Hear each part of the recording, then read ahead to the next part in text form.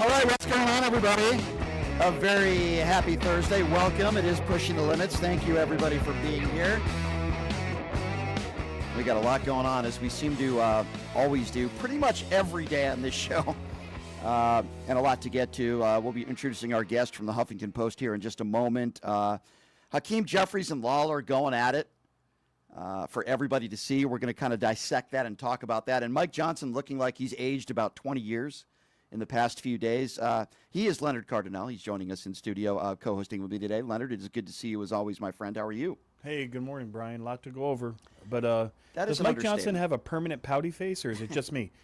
He does. He looks like it, right? When he goes on TV, he looks like he has a permanent pouty face. Well, he's got a lot to be pouty about. And speaking of which, the guy that's going to be joining us here in just a moment, his name is Arthur Delaney from the Huffington Post. He had the opportunity to ask Mike Johnson this question yesterday. I want you to have a listen to this exchange and Mike Johnson's lack of an answer. Have a listen to this. Speaker Johnson, a lot of the free health care for illegal aliens that you've been talking about is care provided in emergency rooms, which are required by federal law to care for anybody, even if they can't pay, even if they're not a citizen. Do you think that that law should be changed? No, you're talking about EMTALA, which has been part of the law for most of my life. Emergency care is provided without question to anyone who comes in. If you're hemorrhaging and you show up in an emergency room, you get treated. I'm wondering why Caroline Leavitt wouldn't answer that direct question in the White House press conference the other day. That's a total walk back. Yeah, it seems to be that way. And as I said, the really good journalist and reporter who asked that question is joining us right now on the show. Arthur Delaney with the Huffington Post joining us right now. Arthur, I really do appreciate you being here. How are you? I'm good. Thanks for having me. Yeah, Hi, Arthur. Appreciate you being here. I've been wanting to get you on the show for a while now. I have to ask you, when you're asking that question and you see the answer or the lack thereof from Mike Johnson, what is going through your mind?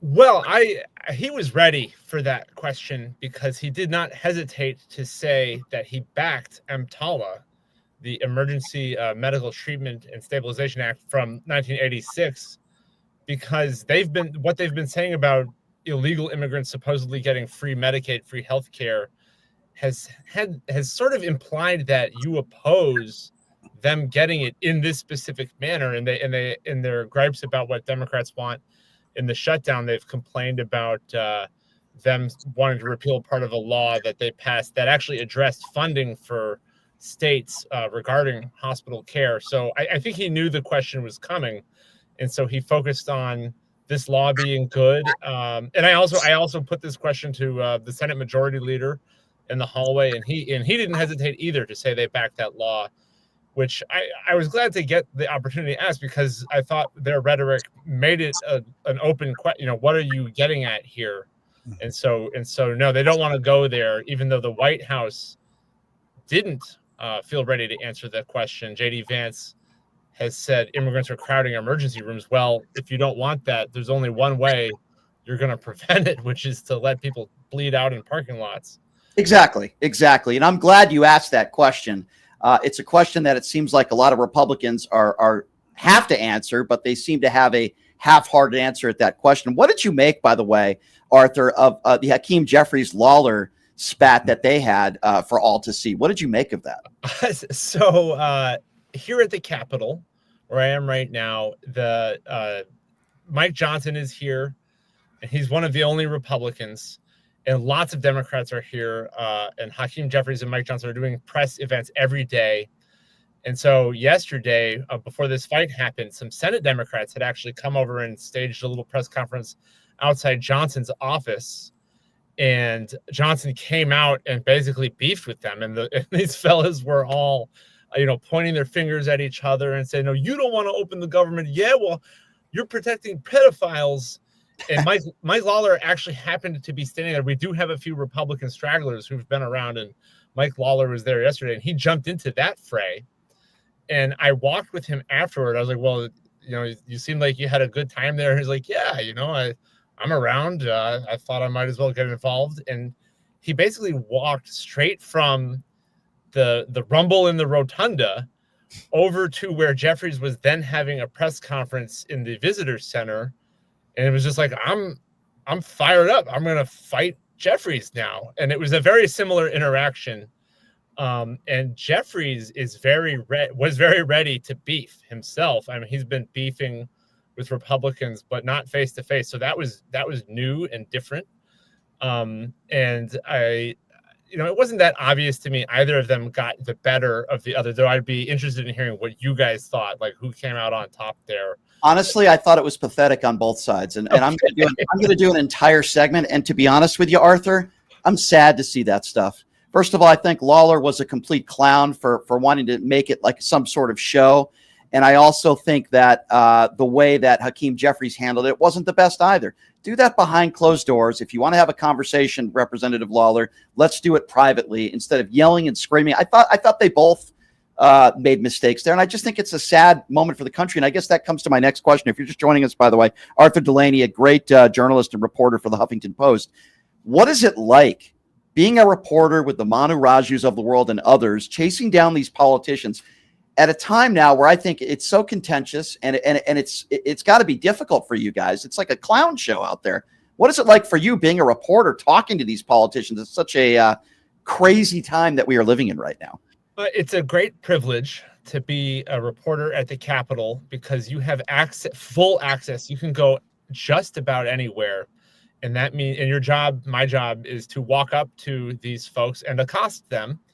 And it's a lot of fun. Occasionally, people do get nasty and say mean things to reporters, but that's fine. That's part of the job. And yesterday, when they were fighting each other, which is very unusual, that was weird. And the main reason they were doing that is because we were all watching, and so they were trying to land rhetorical punches, but it wasn't a real fight. They weren't actually going to start fighting each other.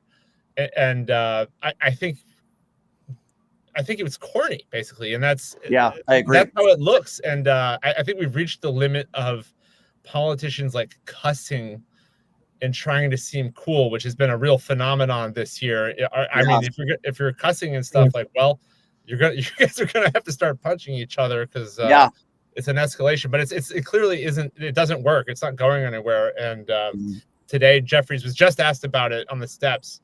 And he's, the reporter said, so Mike Lawler came up to you, and Jeffries was like, who? And that was kind of funny. And then Jeffries did not criticize Mike Lawler after that. I would be surprised if we have more of these hallway. Probably not. It's not a good look. It's not a good look. I wanted to ask you, Arthur, somebody like you've been doing this for a while. You do your job and you do it well.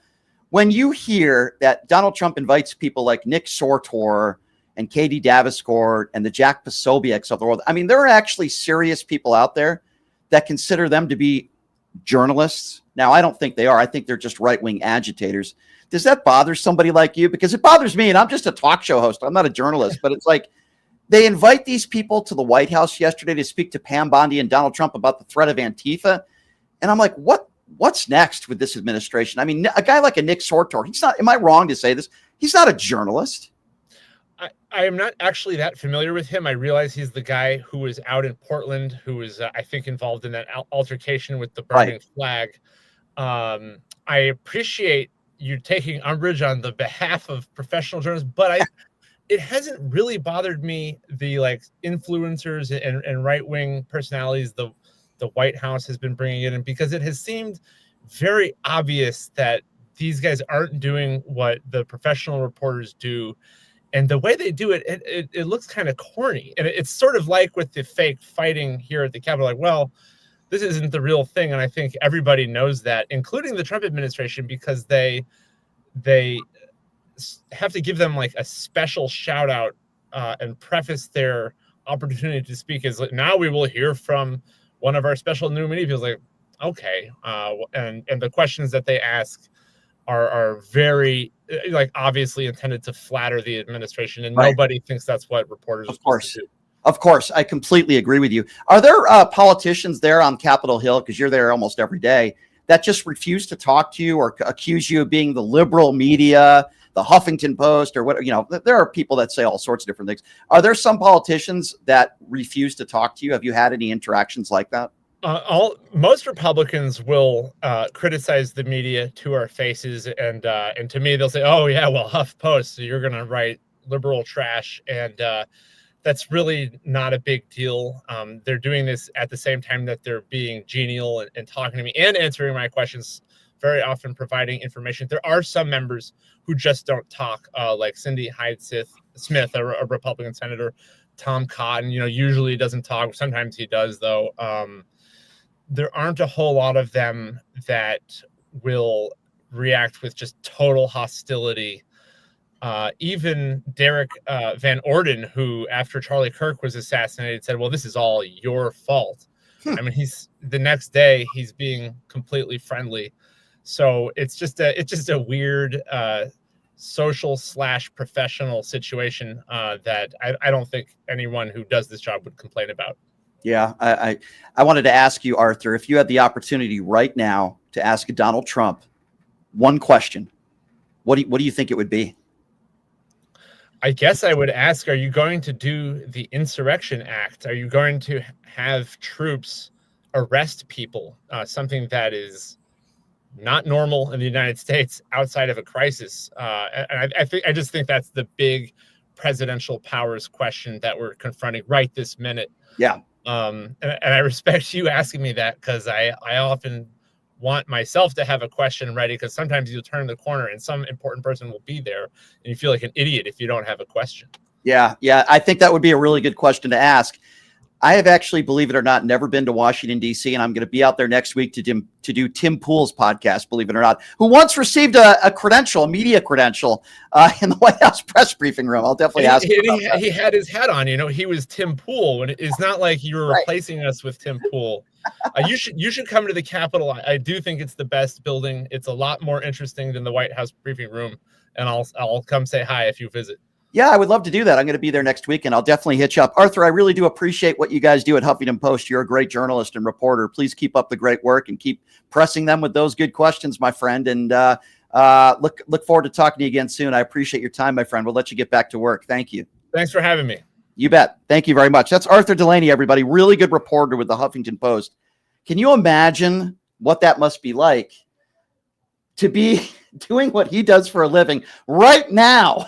With what's going on. And he said you could turn the corner at any moment and have a senator or a representative standing right in your face. And I agree with him. You got to be ready with good questions, because that's what they're expecting. Arthur's really good at what he does, and I really respect him as a journalist. That's professional. Yes. Very professional, and that's what a real reporter and journalist sounds like. Okay, ladies and gentlemen, it's not Laura Loomers of the world or these clowns like Nick Sortor or Cam Higsby.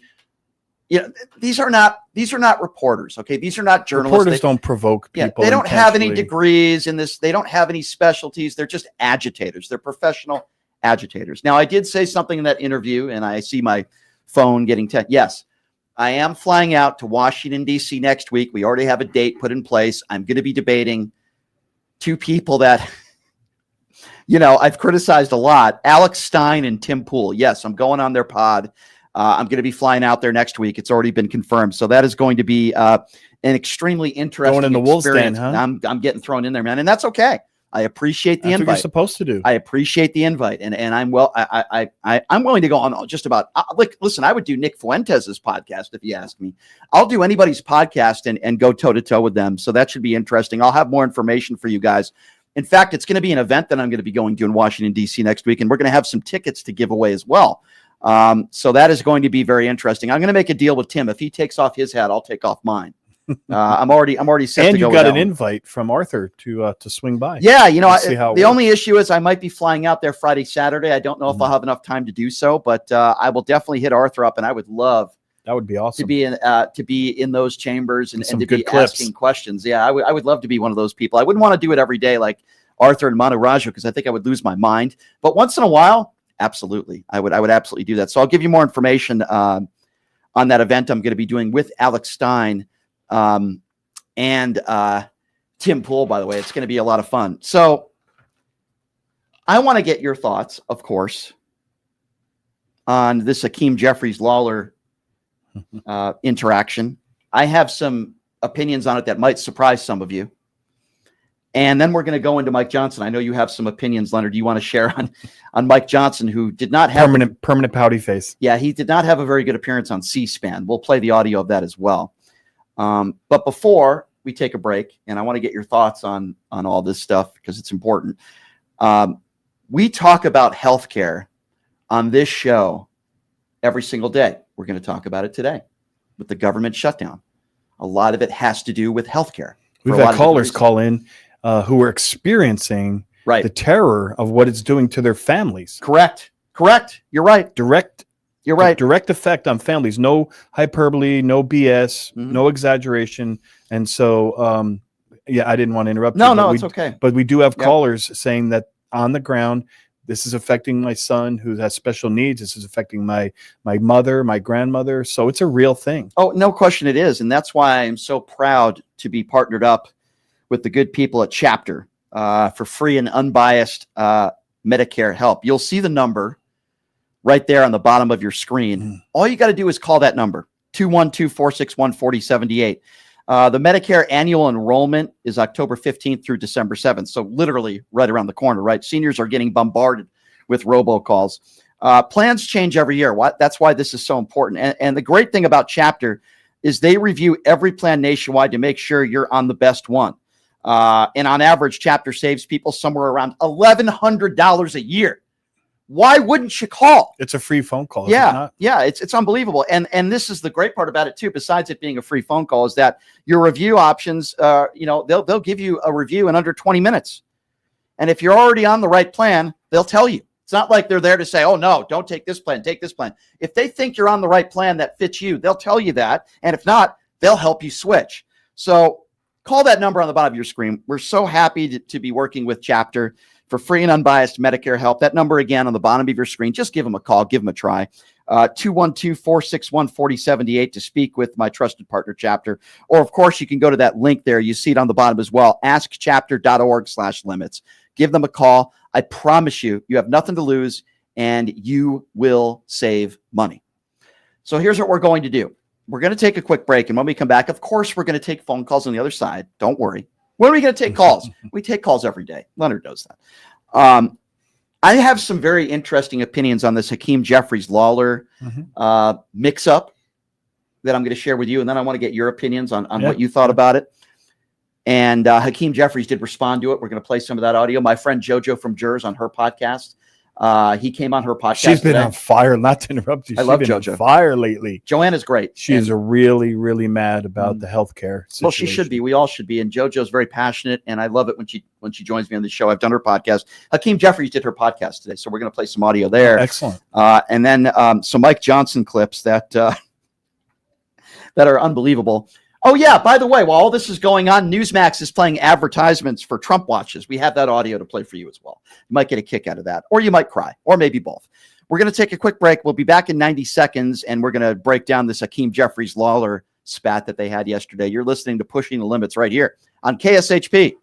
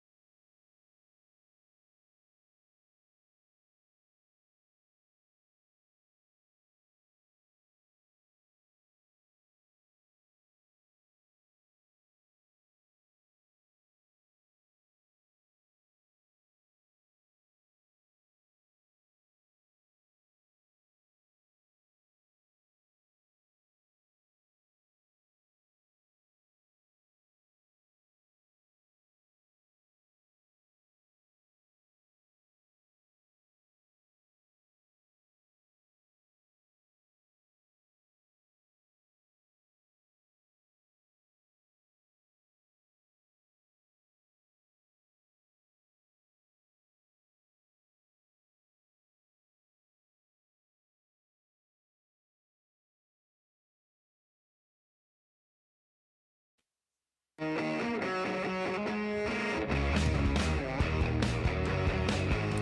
right, welcome back. It is Pushing the Limits on a Thursday. Thank you so much for joining us. We got Leonard Cardinale co-hosting with me, of course, today. Leonard will be hosting the show next week on Wednesday, and then the following week. Flying solo, that's going to be scary. He has his work cut out for him, and I'll be flying Hopefully out. they'll be supportive. I'll be flying out to Washington, D.C. next week to do Alex Stein and Tim Pool's podcast. And then the Un-F America Tour comes to UNLV, where I will be debating people at a table at UNLV. Let's go. With the Un-F America Tour. So that's going to be interesting, to say the least. And that'll give people in Vegas the opportunity to meet me and even debate me. So that should be I'll have some more information on that. Z from the Un-F America Tour is going to be joining us in studio to talk a little bit about that, to promote that event as well. So we got a lot going on here. I have a lot going on. And Leonard, I got to be honest with you. I have criticisms for both sides at times, certainly more criticisms for the right, if anybody watches this program. But I watched this interaction between Hakeem Jeffries and Representative Lawler. I'm going to give you my opinions on it after we play the clip.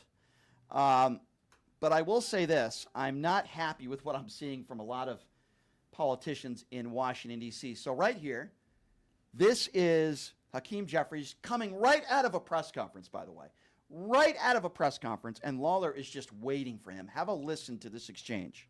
Your extension. Yeah, Why don't we sign on right now? Let me ask you a question. Did you Why don't we get sign on right permission now? from your boss? Why don't we sign on right now? Did your boss, Donald you Trump? can easily extend Did your the boss, ACA did your right boss now. Donald Trump He's give not you my permission? boss. Yes, he is. No, he's not. By the way, So let me ask you a why question. did you vote to Let me shut ask the you a government question. down? You Why know did I you didn't- vote to shut let it me down? ask you a question. For years, you Well, always lectured about how we need to keep the government open. you're making a show of this to No, make it's yourself sad. relevant. It's sad. You could It's easily an sign on to You're this. embarrassing You yourself could right sign now. on to this. The only You're embarrassment chasing here is clout. You're an You could embarrassment. sign on to the Let bill. me ask you a question. You have 4 Democrats on here. Let me ask you a Why won't you question. sign on Let me ask to you a it? question. It's a Let clean me ask you a extension for 1 question. year. You voted for the one big Clean ugly bill, extension. correct?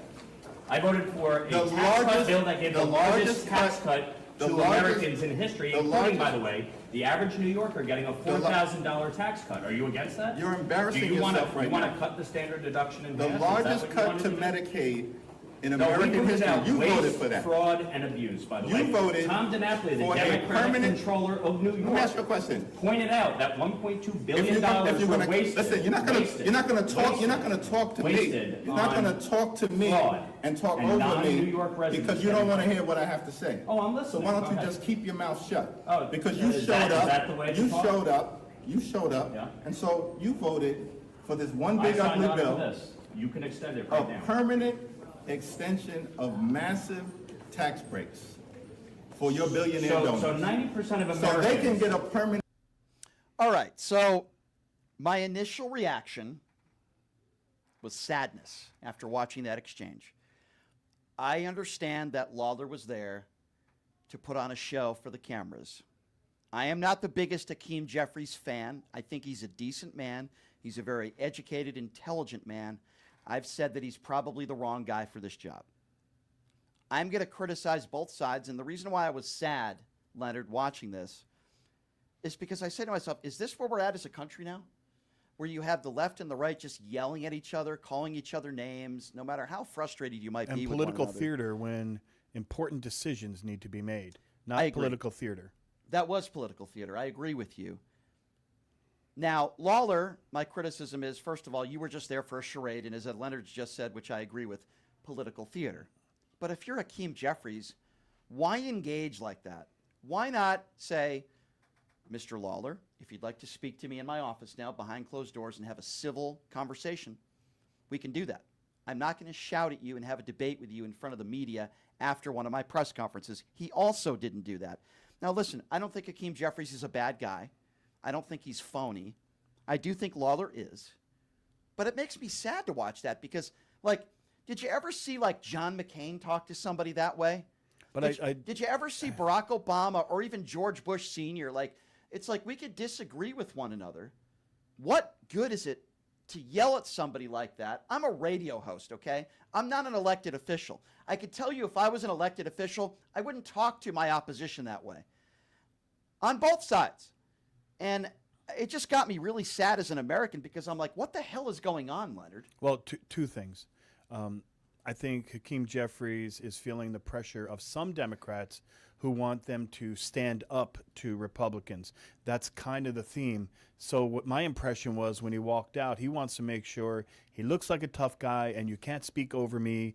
And I get that. But that, in my opinion, Brian, that is not what Democrats and independents want. What they want is policy. What they want is written law.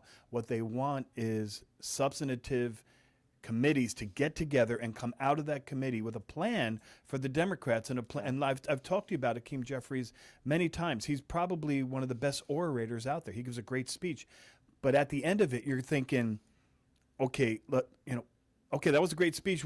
So what's the plan? Like, what's the plan to lead? That's like me as a police lieutenant showing up at a scene and telling everybody, okay, guys, we gotta hold these criminals accountable. We gotta make sure that we do the right thing, and we gotta stick together. Because let me just finish. The guys would be like, okay, that's great, LT, but what's the plan? You see what I'm saying? Yes, like I do. You can speak in superlatives all you want, but you agree with me though that there's people in the chat that are saying, well, Hakeem Jeffries doesn't have to be nice. And Hakeem that's not what you're saying. I'm not saying Hakeem Jeffries has to be nice. There's a difference between being nice and doing something behind closed doors. If you want to yell at Lawler and you want to have that sort of conversation, do it behind closed doors. It makes both of you look bad, and it's unprofessional to do it in front of the cameras. Clearly, Lawler does not want to have that conversation behind closed doors. Lawler's not a serious person. There's He's no a phony, value. okay? No value behind closed So doors. all you say is, for him. Mr. Lawler, if you'd like to have a conversation with me in my office without all these cameras around where we can have a discussion, let's do it. If not, I'm not interested in talking to you. What does that accomplish? Number one, Lawler doesn't get his moment in front of the cameras. And number two, you don't look bad. I'm sorry, folks. I call it as I see it. They both look bad there.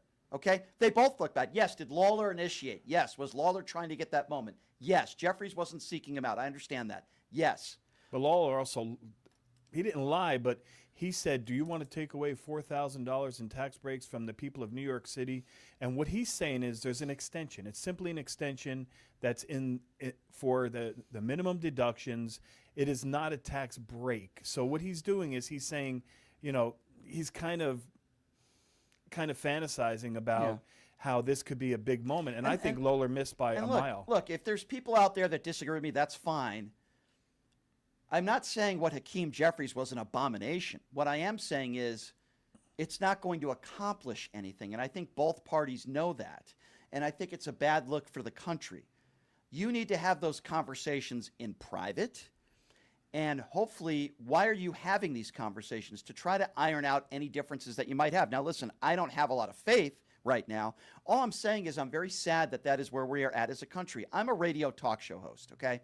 I'm not an elected official. If you're an elected official, you're supposed to represent all of your constituents, not just one side of the aisle. And I don't think that was done well on both sides. And I think if Hakeem Jeffries wanted to say a few quick things, go ahead and then walk away. I thought the longer he stood there, the worse it was. Lawler is a complete clown. All he had to do was say, Republicans shut down the government.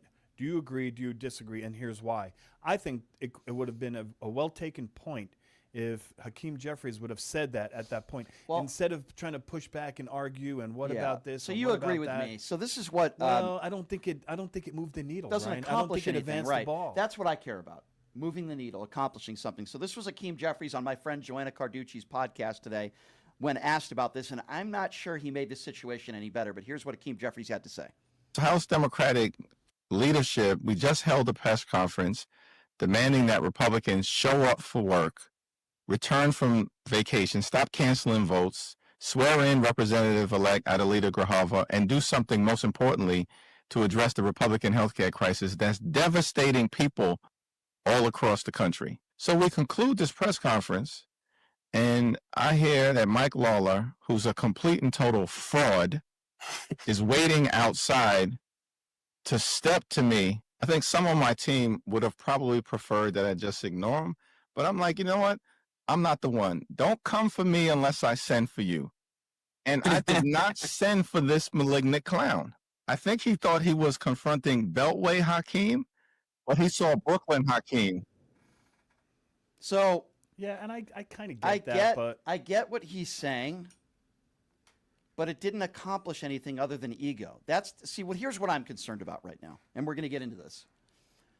I'm concerned about our brave men and women in uniform that are not getting paid. I'm concerned about everybody that is not getting a paycheck right now, the people that this is actually hurting.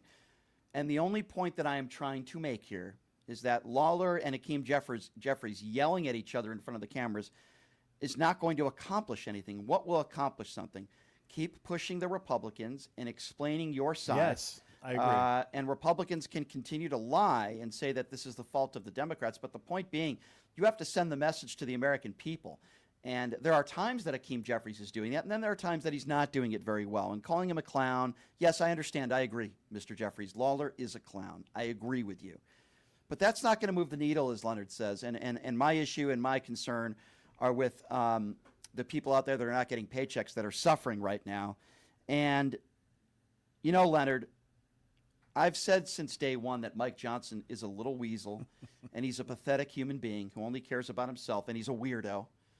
He looks stressed the last couple of Well, days he on should be, TV. because a lot of this is on him, and he's And taking pouty, the brunt of and it. very pouty when they ask questions. But Mike Lawler made the rounds. Mike Johnson made the rounds yesterday. He had to. And he did a bunch of different interviews on a bunch of different networks. And you know, he looked terrible. But I'm not sure any moment looked as bad as when he made his appearance on C-SPAN yesterday, because they're very smart at C-SPAN, and they allowed people to call in, Republicans, to call in. Some of those people who voted for Mike Johnson. I want you to listen to this call in, where a mother calls C-SPAN and is pleading with Mike Johnson. She says, my kid could lose his life. You could stop this if you wanted to. I heard it. I did. It's a mesmerizing moment. And, of course, Mike Johnson gives his half-hearted, weak answer. But just have a listen to this exchange. And as a Republican, I'm very disappointed in my party, and I'm very disappointed in you, because you do have the power to call the House back. You did that, or you refused to do that just for a show. I'm begging you to pass this legislation. My kids could die. We don't have the credit because of the medical bills that I have to pay regularly. You could stop this, and you could be the one that could say military's getting paid. And I think that it is awful, and the audacity of someone who makes six figures a year to do this to military families is insane. All right, Samantha. Samantha, I'm so sorry to hear about your situation. The reason I've been so angry this week, and they've been calling me out on media, Johnson's angry. I am angry because of situations just like yours. I have a big military district. Yeah, so what? And then he goes on his nonsense talking about, well, I have a big military district and nobody cares more about our military more than I do. Hey, dummy, then why don't you open up? Why don't they fix it? Why don't you do something about it, Yeah. you dope? You lying dope, fake Christian, you? And then a C-SPAN caller, Leonard, calls in and says, when are you going to fix Obamacare? We've been hearing the same thing for 9 years from Trump and MAGA supporters about how much they can't stand Obamacare. Then what is your replacement plan? There is no plan. We have already voted to pay the troops. We did it 3 weeks ago. We put that bill on the floor, and the Republicans voted to pay the troops, TSA agents, Border Patrol, air traffic control, and everybody else. The Democrats voted no. Go pull the record. It was 3 weeks ago. We had the vote. Only one Democrat voted with us to pay the troops. We've done it. The House has done its job. The reason the House isn't here in regular session is because they turned the lights off. And here's Mike Johnson in his press conference, who probably deserves, I don't know, a Golden Globe or maybe an Academy Award by telling the American public how upset he allegedly is. Have a listen to this. And I want to look right to you and say thank you, President Trump, because Okay, that's the wrong without clip. you... That's the wrong clip. But there's a moment where Mike Johnson says that he's upset, that he's a very patient man, And he's but he's angry. very angry right now. That was clip 5, but we can get back to that. But the real issue here, ladies and gentlemen, is our own are not getting paid. And when I say our own, I mean our military, our brave men and women in uniform, the people out there. We have Airports are canceling flights. People Yeah. are getting stuck. Do you think they care?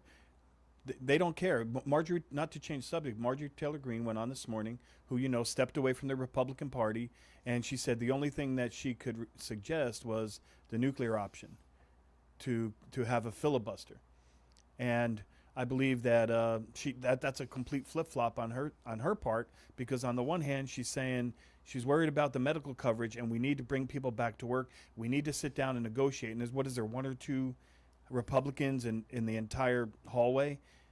But at the end, she said, and we may have to use the filibuster option. Yeah, I mean, it's just really, it makes absolutely no sense to me, except other than the fact that these MAGA Republicans do not care. They're just angry because they got stood up to. Well, that's exactly what happened. The Democratic strategy was to use their leverage before they lose it, and what they're angry about is they can't just push them around. And now the polls say that, I saw one this morning, said 71% of Americans think that the Republicans are responsible for the shutdown.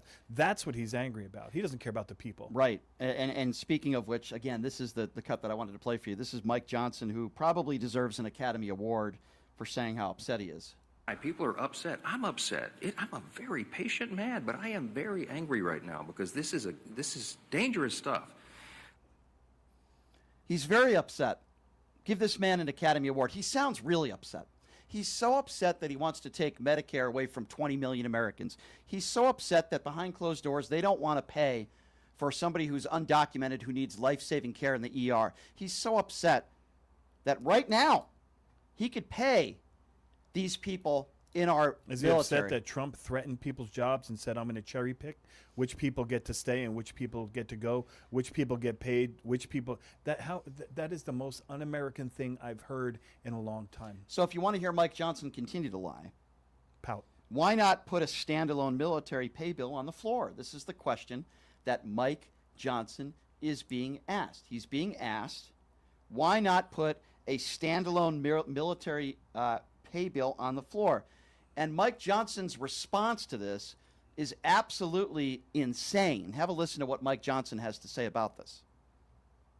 Already voted to pay the troops. We did it 3 weeks ago. We put that bill on the floor, and the Republicans voted to pay the troops, TSA agents, Border Patrol, Air Traffic Control, and everybody else. The Democrats voted no. Go pull the record. It was 3 weeks ago. We had the vote. Only one Democrat voted with us to pay the troops.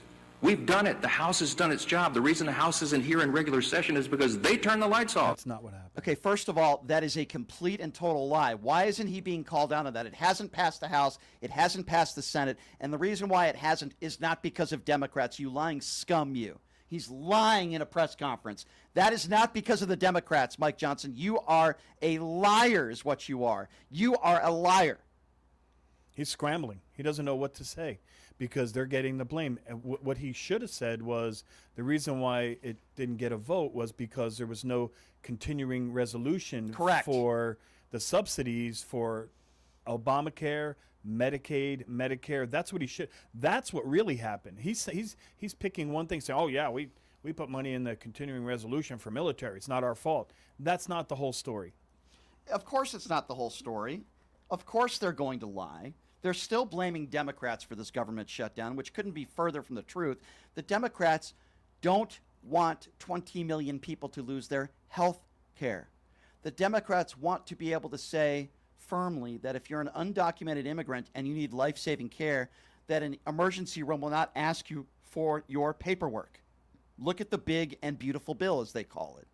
Takes away health care from millions and millions of Americans. The Republicans are trying to walk that back, but it's not working. Yeah, all the Democrats want to do is to keep things in place before this big, awful bill was put in place. That's all the Democrats want to do. They're not trying to get health care for undocumented immigrants. It's illegal. We all know that undocumented immigrants do not qualify for Obamacare subsidies. We know that. But the Republicans keep lying, and then when you question them on it, their lies, what do they say?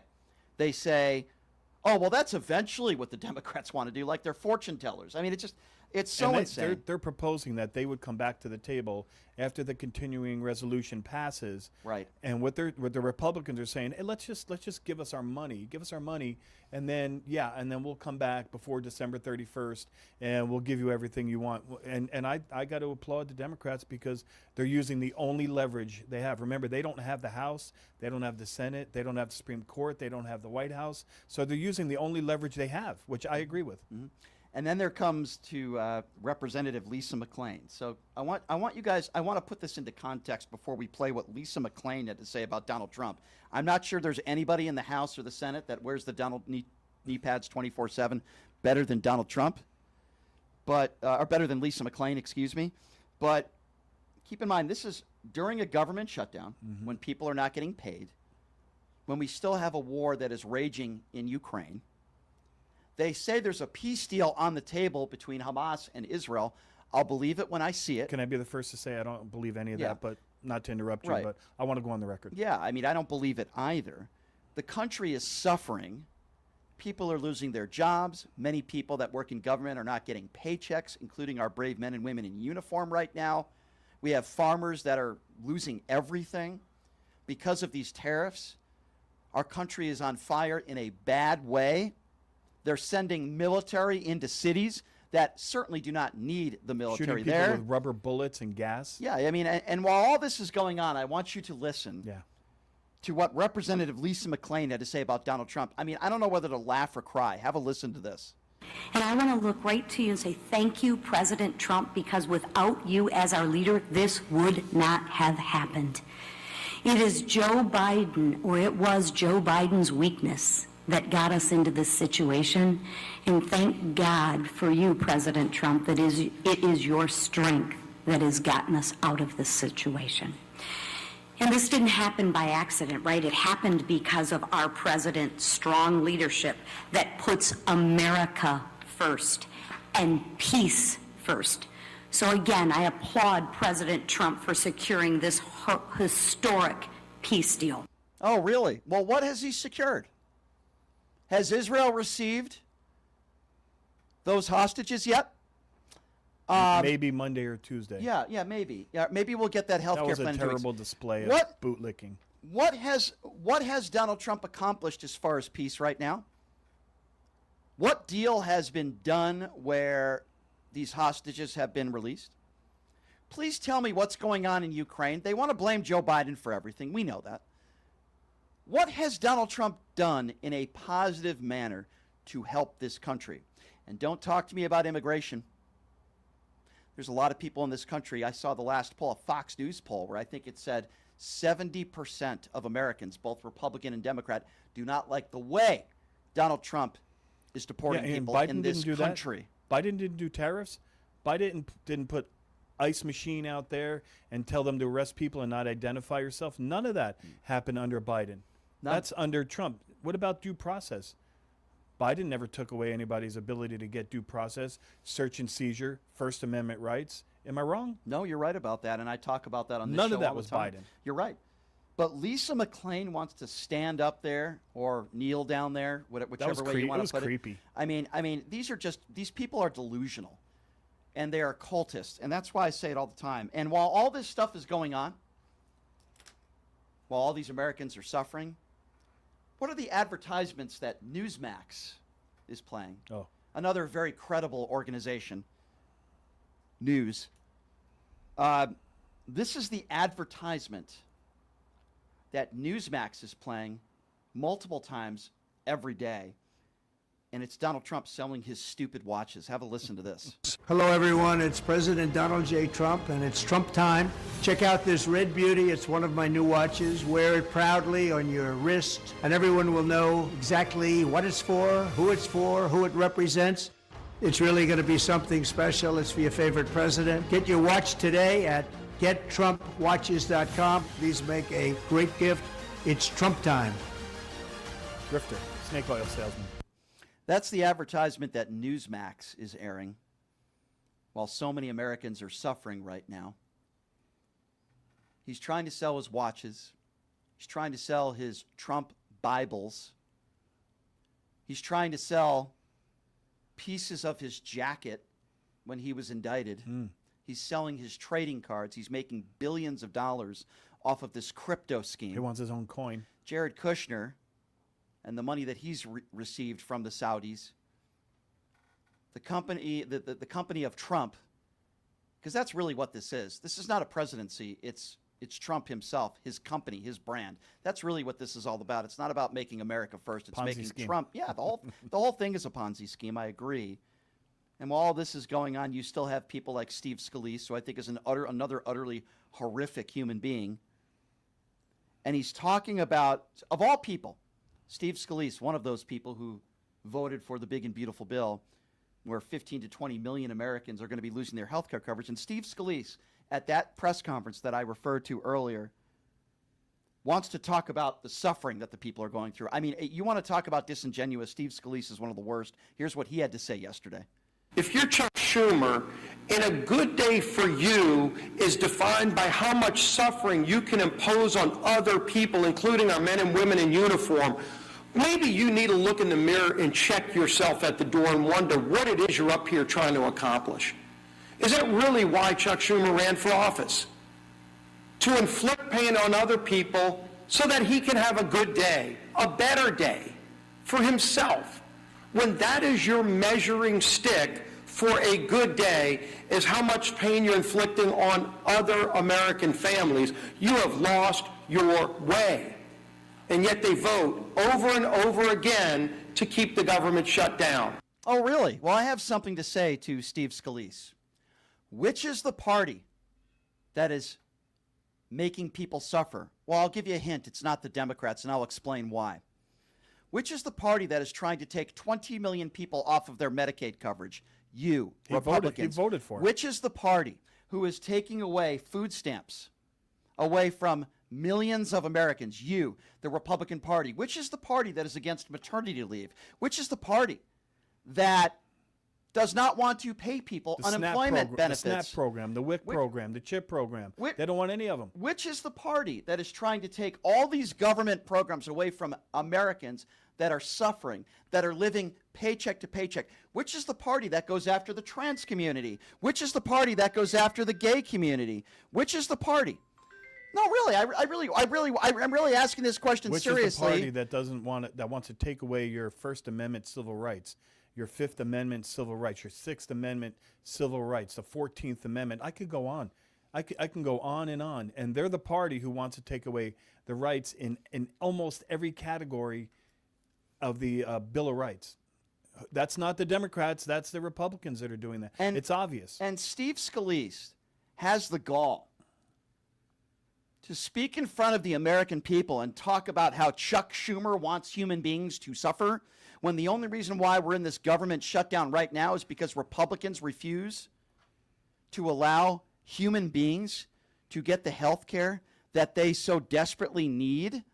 And Steve Scalise wants to say and ask the question, why is Chuck Schumer running? Why is Chuck Schumer in the position he's in when after a school shooting, you guys are the ones that carry your AR-15 pins into the House chambers?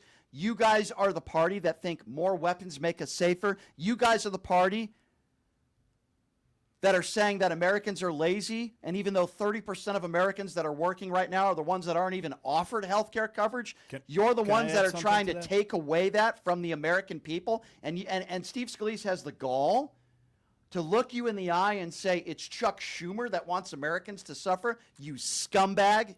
This is a group of people, Brian, that use the trans word as red meat for their base. And they would rather go on a TV show and talk about the trans people and the shows they put on and children, etc. And then in the same sentence, you say to them, well, the number one cause of children death in this country is guns. Yeah. So if you want to protect children, not the one or two that went to a show that you want to talk about who, by the way, had no harm and there was no violence, they just went to something they disagree with. But what about talking about all the children that were murdered I agree. by guns? They don't want to have that conversation. I agree.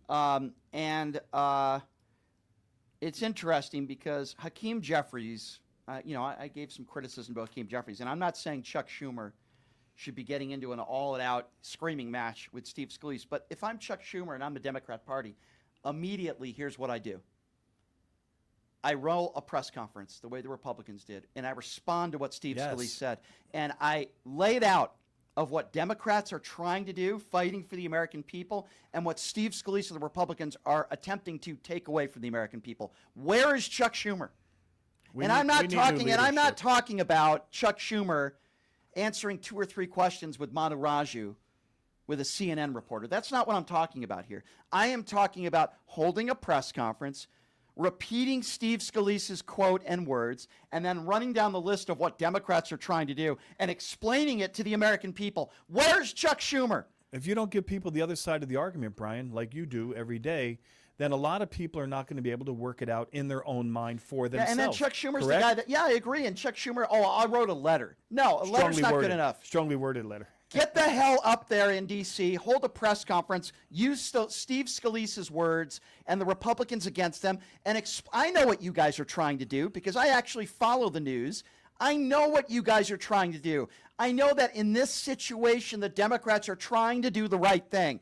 Explain it to the American people and how Republicans are lying. Use Steve Scalise's words against him and run through what's in the big and beautiful bill, the bullet points of it, for lack of a better term, and explain to the American people why they are lying. Where is Chuck Schumer? I don't want to see Hakeem Jeffries get into a screaming match with Lawler for 5 minutes. That doesn't get us anywhere. I want the Democrats to get up there on a stage with Hakeem Jeffries and give the American people the facts and then force the Republicans to backpedal. The pressure should be on the Republicans right now, not the Democrats, who are trying to do everything they can for the American people right now to make sure that people get the health care that they deserve.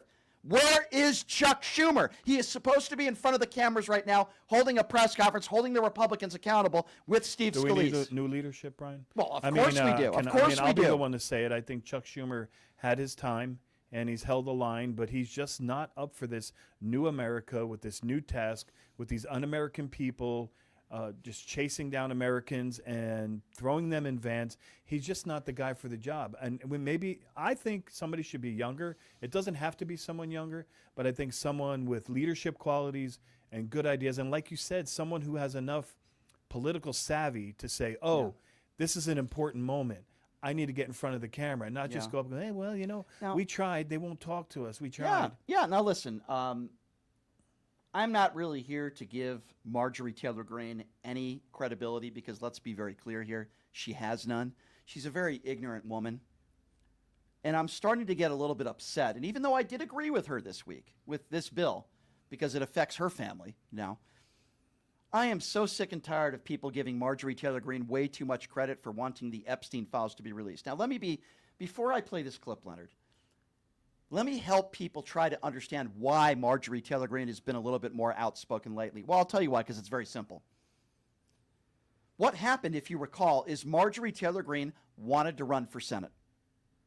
She desperately wanted Donald Trump's endorsement. It was Donald Trump himself who told her not to run because he didn't think she could win. Since then, we've seen a little bit of a different Marjorie Taylor Greene. It's not because all of a sudden now she has a moral compass. On a couple of issues. It's not because she has a moral compass now. Right. It's not because all of a sudden she saw the light. It's because she didn't get what she wanted. Donald Trump wouldn't endorse her. He told her that she couldn't win. And now all of a sudden she wants the Epstein files released. But anyhow, this is what Marjorie Taylor Greene said on CNN earlier today when she was challenged and asked about the Epstein files from Wolf Blitzer on CNN. Have a listen to this. Is the Jeffrey Epstein files, wanting to release those. I know Democrats have also been calling for that, a few other Republicans as well. The Democrats are accusing Speaker Johnson of delaying the swearing in of Arizona's Democratic Congresswoman-elect because she would give the last vote needed to release those Epstein files. I'm wondering, the Speaker, for his part, he has denied that. He said it's because of the shutdown. Have you spoken to him? Do you think she should be sworn in right away? Well, I'll say it like this. I can't conclusively say if that's why the House is not in session, but the House should be in session. And the House should be in session for many reasons. We have appropriation bills that need to get passed. There is a new Democrat that's been elected that does deserve to be sworn in. Her district elected her. We have other bills that we need to be passing. And if it's to avoid the discharge petition, why drag this out? That is going to have 218 signatures. And so I say go ahead and do it and get it over with. Mm-hmm. Let me be very clear by saying the only reason Marjorie Taylor Greene is now speaking out on this issue, whether it comes to the big and beautiful bill, which, by the way, she didn't read, or when it comes to the Epstein files, the only reason why she is speaking out on this, Leonard, is because she didn't get what she wanted from Donald Trump. Yep. That's it. You agree with that? Well, she also, when she brought up the health care, she made it about her family and her daughters. There's no change in philosophy. She didn't say, I think it would be significant if she said, you know what, I'm doing this because it's the right thing to do. She never at any point said anything like that. She didn't say this is the right thing to do, and that's why this is best for America. This is best for the medical care. She said, well, it affects my family too. And to me, that's just short-sighted and probably not completely genuine. That is the Republican Party today. Unless something directly affects them, they don't want to help the American people. I've given time and time again examples of this, and I continue to stand by that. Before we take phone calls, this portion of is brought to you by Jackson's Bar and Grill, located at Flamingo and Jones. I was there last night watching the Vegas Golden Knights games with family and friends, and unfortunately, the Knights lost last night. But Jackson's Bar and Grill has this great contest. It's called Pass the Puck Contest, where if you hit a 4 of a kind by the end of the first period and you're holding onto that puck, you have a chance to win up to $750 in free slot play. It's such a phenomenal atmosphere. Check them out. They're located at Flamingo and Jones. I had a great chicken salad there yesterday. I never eat healthy. Anybody who knows me well, my diet is full of fast food. You had a salad that one day at lunch, then you did have once in a while wings, and you also had. My diet isn't as bad as Donald Trump, and I'm also not morbidly obese, thank goodness, knock on wood. But I had a great meal there yesterday. That's the point. Did you see him falling asleep yesterday? I did. Check him out. Jackson's Bar and Grill, located at Flamingo and Jones. I promise you, you will have a great time there, and tell them that I sent you. Jackson's Bar and Grill. I did see Donald Trump falling asleep. And the right side of his mouth is drooping or something. Some people think he's a drooper. May have had a stroke at some point. Or I don't know if that's true or not, but I don't know if it's true either. I will say that Stormy Daniels said that's not the only thing that's drooping, but we'll leave that for another show, ladies and gentlemen. Can I bring up one thing about Mike Johnson real quickly, because it's bothering me? So Mike Johnson is saying during the shutdown he can't swear in someone who won a legitimate election in Arizona. And someone pointed out to him that under pro forma, that in the past there were 2 Republicans who were sworn in while it was shut down. So another lie from Mike Johnson, because it's been done before, and it's been done on 2 different Republicans. Wait a second. Are you saying Mike Johnson lies? I thought he was a wholesome, good-hearted Christian man. I'm sorry. That's shocking to me. He was anyway, on Porn Watch with his son. Yeah, exactly. Let's go. That's very normal. Let's go to the YouTube Super Chat, if I may. Talk about it. Sorry, go ahead. It's absurd. The Weirdo on the YouTube Super Chat. And by the way, anybody can go to the YouTube Super Chat, and their questions and comments will be read live on the air by yours truly. Unless Leonard is filling in for me, which he will be this Wednesday. The Weirdo says, Jeffrey Lawler reminded me of 2 guests talking trash until a friend gets involved to hold me back. All performance. Is this Congress or WWE? Well, I think it's more WWE. Hold me back, bro. Yeah, I'll go to WWF. That's back in the days when I used to watch Andre the Giant and the Hulkster. No Money G says the Republicans could pass that bill all by themselves right now without Dems to reopen. They're scared as hell to do so and need to blame the Dems. That's no Money. Exactly right. I completely agree with you. Rob Cosgrove says Republicans can use the nuclear option and open the government without the Dems. True also. They don't want accountability. So sad. Well, you're right. The Republicans never want accountability. Right, they can use the filibuster if they want. They never. The problem is they never take accountability. That's the problem.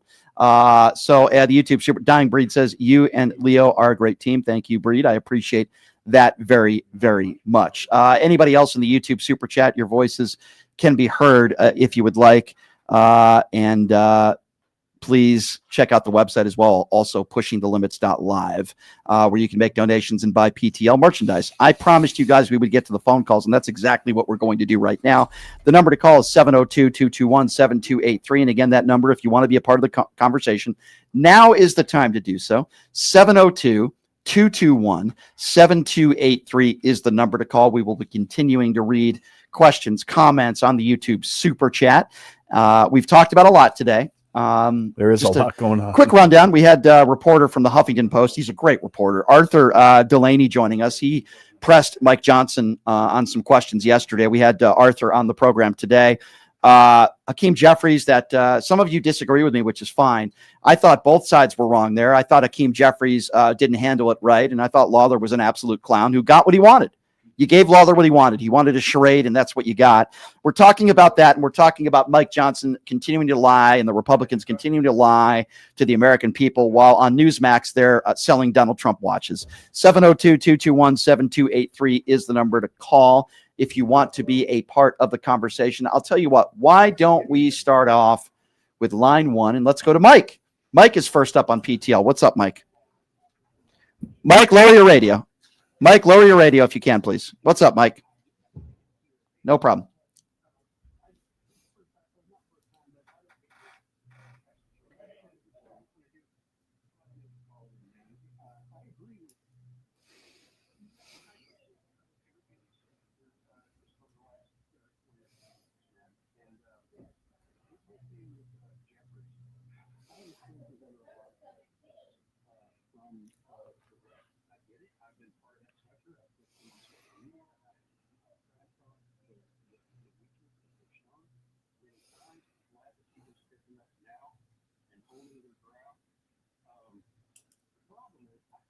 Tennessee. Our number one cash crop here is soybeans. Our farmers are being decimated this year. There's people going to lose their farms. And I know for a fact that there are still a bunch of those same people who are getting destroyed, are about to lose their livelihoods. They're going to lose their land. And they would still turn around and vote Republican in the next election. I know that this upcoming vote that's in our 7th district is going to be we're going to be lucky if it's a close race, because we tend to have one of the worst voter turnouts in the country. Mike, do you know why we're having such problems with soybeans? Do you know what's causing the soybean market to go? Oh yeah, it's absolutely the tariffs. It's the that's exactly right. That's exactly right. 70% and that's the of the world buy our soybeans. That's the sad part about it. My main point that I said that to say this whole thing with the bickering back and forth and the Jeffries thing, where the commenter that talked about, is this WWE or what? When you're dealing with the MAGA base, the ones that are never going to change, the ones who are they may be a minority, but they're a very tight knit minority. There's maybe a few we might be able to convince to come over to the other side and push back against this fascism. But a lot of them, we're never going to get their support. Okay, so Mike, I agree. So Mike, let me just interject real quick. I agree with what you're saying. If you don't mind, because I enjoy having conversations, particularly with intelligent people like yourself, on what part you disagree with me on, which I think is great. I like having. What's the 1%? So what do you necessarily, Mike, disagree with me on that I've said today? If you don't mind me asking. I don't necessarily disagree with anything, man. I think that part of the reason that Jeffries did what he did was because he's finally starting to step. He's under a lot of pressure, so he's trying to show his voter base and people who might be reachable that they're willing to step up and do. So, Mike, I agree with Mike. I hear you, Mike. I hear what you're saying. All I'm simply saying, I hear you. To convince a cohort of I know people that.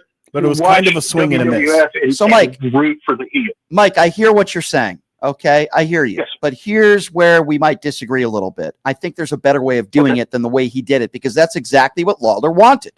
It's exactly what he wanted. Agree. So why is Lawler?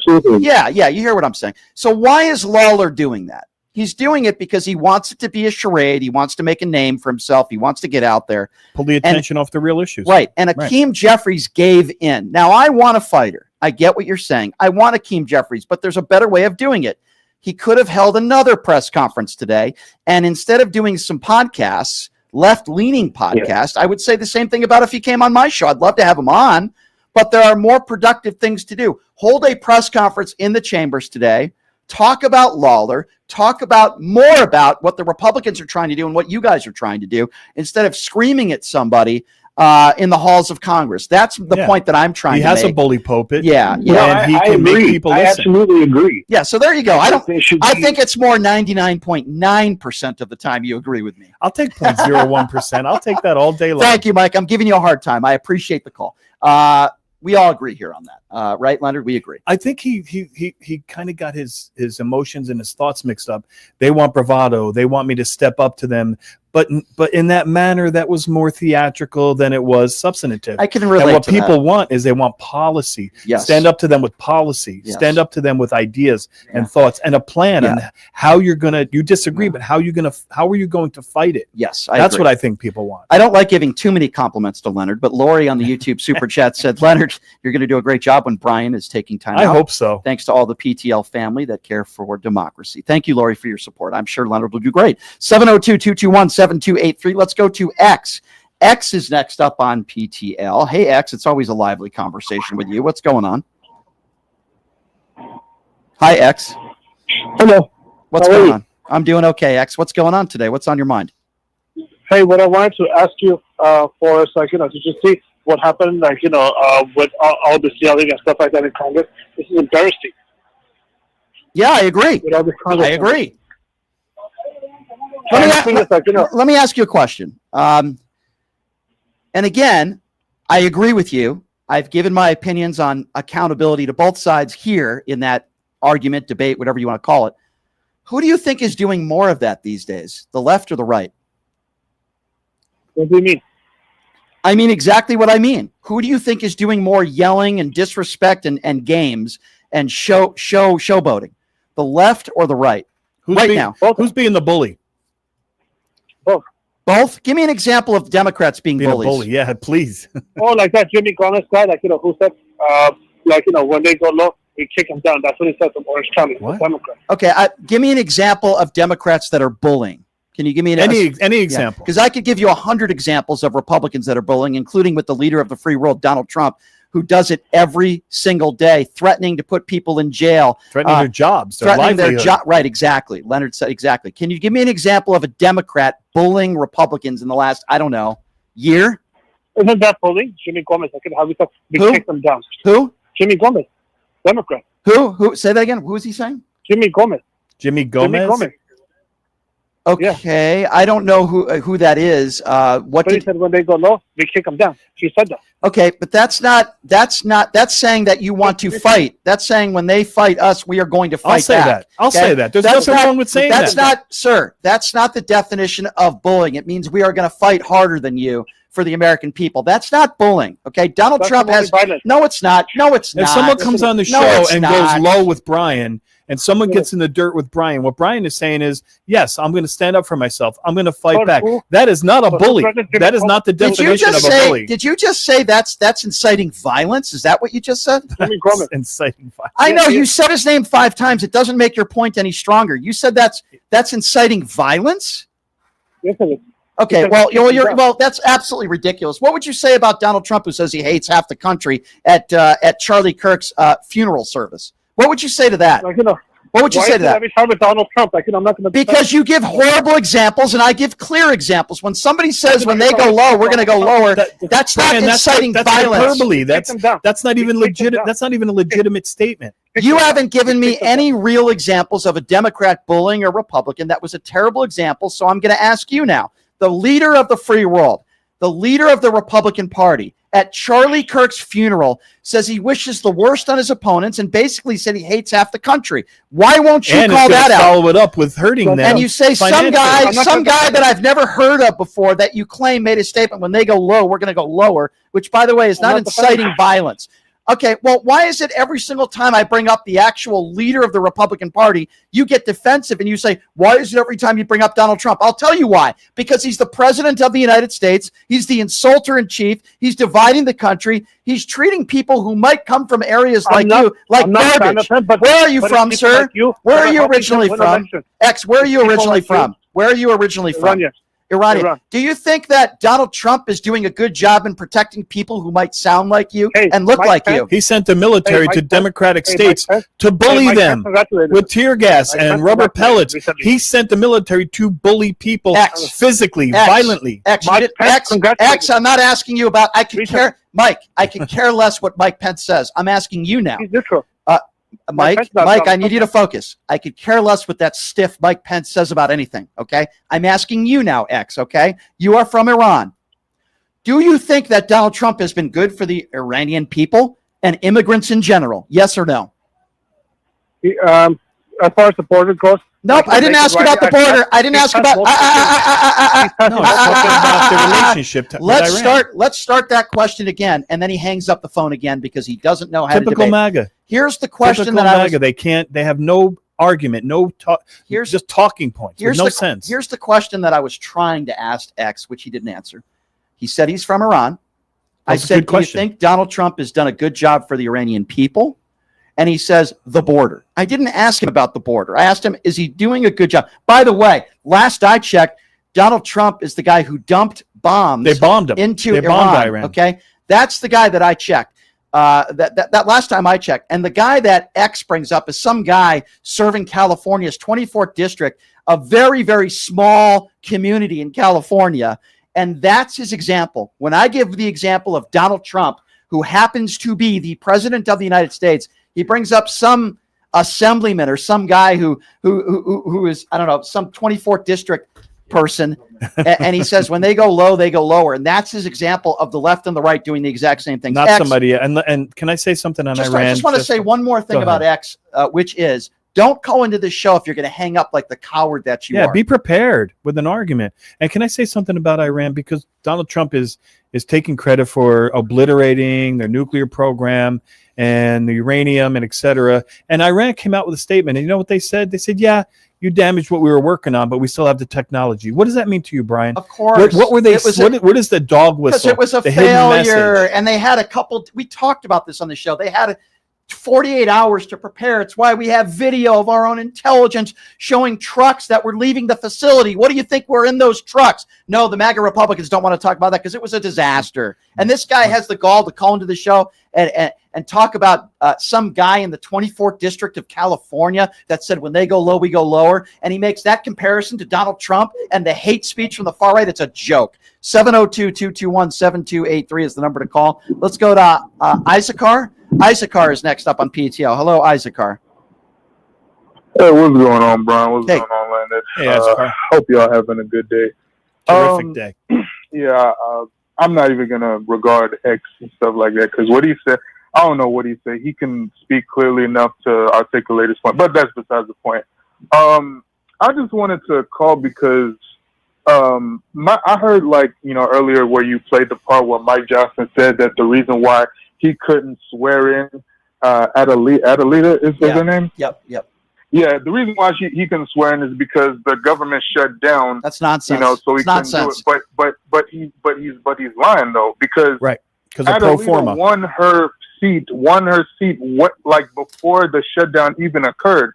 And I remember her saying that she was going to go ahead and fly out to DC to get sworn in, but because they won't let her do it because they decided to say, you know what, we're just going to go ahead and shut this thing down. Well, I'll give you another example. Isaacar, you're 150% correct, Isaacar. Hang on, sorry to interrupt you, but a couple months ago, under similar circumstances where there was nobody in D.C., they swore in 2 Republicans. I believe it was April. Yeah, in April. They did it several months ago. And then Mike Johnson was asked about that on CNN, and Mike Johnson, I didn't know about that. How did you not know about that? You're the House Speaker. He's the Speaker of the House. And they were asking him they weren't randomly asking him a gotcha question. They were asking him about a relevant question that he wanted to talk about. Yeah. There's only one reason, Isaacar, there's only one reason why they won't swear that lady, and one reason only, and it's the Epstein files. Absolutely. Because as soon as she gets sworn in, she said she's going to be the 218th vote, and then it gets interesting. Then it gets dicey. Go ahead, Isaacar. You were about to. I just want you to say yes, absolutely. And the thing is too, I just want to say this: do not be surprised if they're going to do everything they can to try to redact some names, to try to protect some people, even if she does go ahead and sign everything. Do not be surprised if they try to pull some trick. I mean, as of right now, I think they're trying to do something. You're right, but you have to start where the fight is, right, Isaacar? And right, you have to start where the fight is. Right, and the thing is, if everything comes out and everything is exposed, I'm telling you right now. Wait, but it's gonna be bad. I agree with you. I agree, but you're not. I don't think he's talking about the same tricks that Lauren Boebert was able to do at a Beetlejuice play. I don't think he's talking about those kind of tricks. Thank you for the call. And a lot of things might happen, digress, Brian, but you still have to get to the starting point is the 218th vote. That's the starting point, regardless of what they're going to do afterwards. We'll fight that later. Yep. 702-221-7283. Let's go to Siobhan. Siobhan is next up on PTL. Hi, Siobhan. I'm sorry. I'm Siobhan. I had to run somewhere. This is her boyfriend. I got 3 things I want to talk to y'all about. Wait, hold on. I'm confused. You mean did you take over the phone? Your girlfriend called me, and you're. Is that Yeah, what? Okay, that's okay. She ain't gonna do something. That's fair. So I know what she wants. Okay. I know what she wants to talk about. Fair enough. Go ahead. What's your name, sir? What's your name? Chad. All right, Chad. What's on your mind? Go right ahead. Okay, first thing I want to know if y'all heard about Representative Gillette threatening Japal, I think her name is. He wanted to hang her. Yeah. He wanted to hang her. Yep. Then Yep. then sent by fire squad, and then they said something about she couldn't get mad because she ain't black, so it wasn't. Yeah, who racist. incites violence? Yeah. Which side? By the way, I did hear about that. And to answer your question, we have somebody named Sigal Chattah who ran for office as a Republican for Attorney General. And when she was running for office, she said that she wanted her African-American black opponent, who is now the Attorney General, who is a really good man, hanging from a crane. These are what the Republicans do. This is the language that they use. And let me tell you something else, and you probably already know this. When they use the term DEI hire, it is a code word. Black people. It's a code word for the N-word for the Republican And Party. it's a code word for racism. That's exactly what it is. Go right ahead, sir. That's exactly. And I wanted to know, did you hear about the Mike Johnson, the grinder? Oh yeah, I don't think, some guy came out and I don't know if that's I don't know if that was accurate or not, but it was funny. Here's what I will say to that. Okay, I don't know if that's true. Here's what I do know: the people on the far right, especially evangelical right Christians, the ones that are, and I think Leonard will agree with me on this. We'll find out. They call themselves the ones that are most anti-gay and call homosexuality a sin. They're anti-gay marriage, are usually the ones that are closeted themselves. I'll leave it at that. I don't know what Mike Johnson's sexuality is. I think it's up in the air. I don't really care. All I know is that a lot of these MAGA Republicans are hypocrites. Yeah, like I said, Christian, in the Bible, it says, love thy neighbor. It says, you are your brother's keeper. It says, do not bear. How about Mike Johnson? Can you bear false witness against your neighbor? Is that not in the Ten Commandments that they swear by? I'm going to be very honest with you, Leonard. Maybe I'm a matchmaker today. I don't know. Oh, yes. But I think Mike Johnson and who was the other guy that I was going to mention on the right? Why am I forgetting his name now? I don't know why I am. It'll come to me as soon enough. But I am a matchmaker, ladies and gentlemen. And I will say to Lindsey you that, Graham? yes, that's the person who I was thinking of. I was going to say George Santos, but he's behind bars right now. I think Lindsey Graham. They can only have conjugal visits with him. Yes, that's true. That's true. He's in solitary confinement. Are they giving him those type of visits? I don't know. No, if this, if it's somebody, let's look into that. Somebody powerful with a lot of money can, Let's look into that.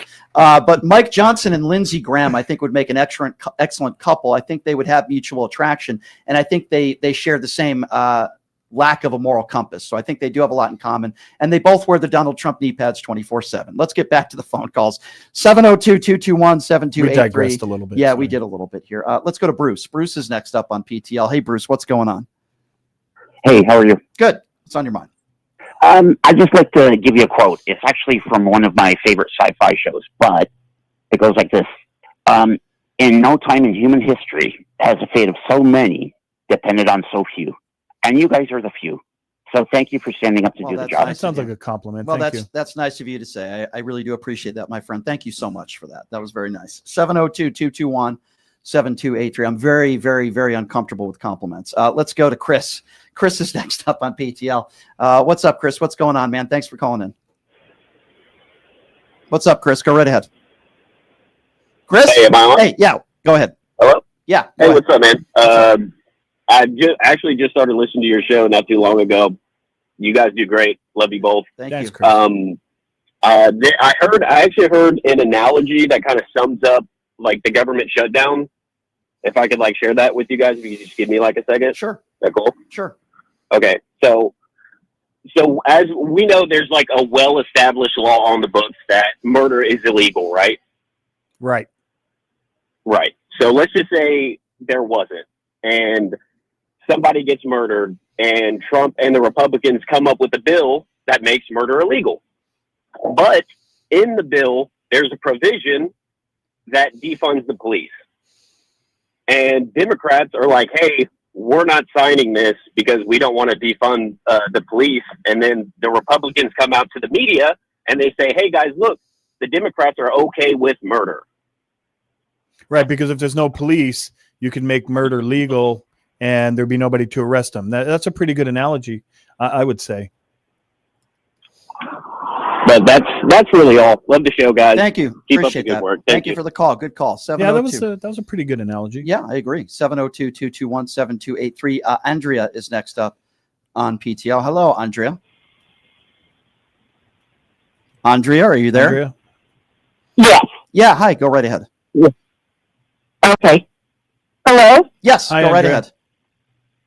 Oh, okay. I didn't know if you can hear me. Yep. No, it just boils down to this. The Republican Party of today, or known as the MAGA Party, is willing to lie, steal, and cheat for their own agenda.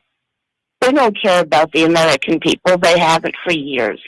Well, I agree. And this is a point that I bring up on the show a lot, which is way before Donald Trump ever got into office, Republicans, maybe not MAGA Republicans, but Republicans were trying to take away your health care. They were trying to take the argument they make with health care is very similar to the argument they make with unemployment benefits, with welfare, and with food stamps. They've been doing this for a very, very long time.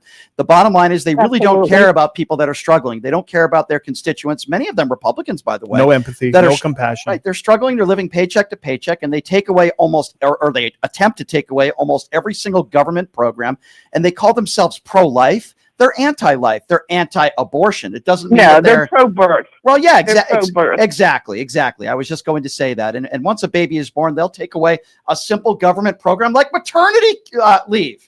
I mean, it's a joke. They're not pro-life. They're pro-birth. I know. And you can't talk to these people. I've tried. No, and you then can't. I just get more frustrated and more angry. And it doesn't accomplish anything. You ask these people can't even answer what are the three branches of government. These people can't. They can't even name one policy they like under Donald Trump. They'll say, "I like his immigration policy," and I say, "What's that policy? Do people not have the right to due process? How about citizens that are being deported? How about citizens that are being arrested? How about people that are granted asylum and then they're arrested? And they don't even know what it says in our Constitution. And I even get arguments.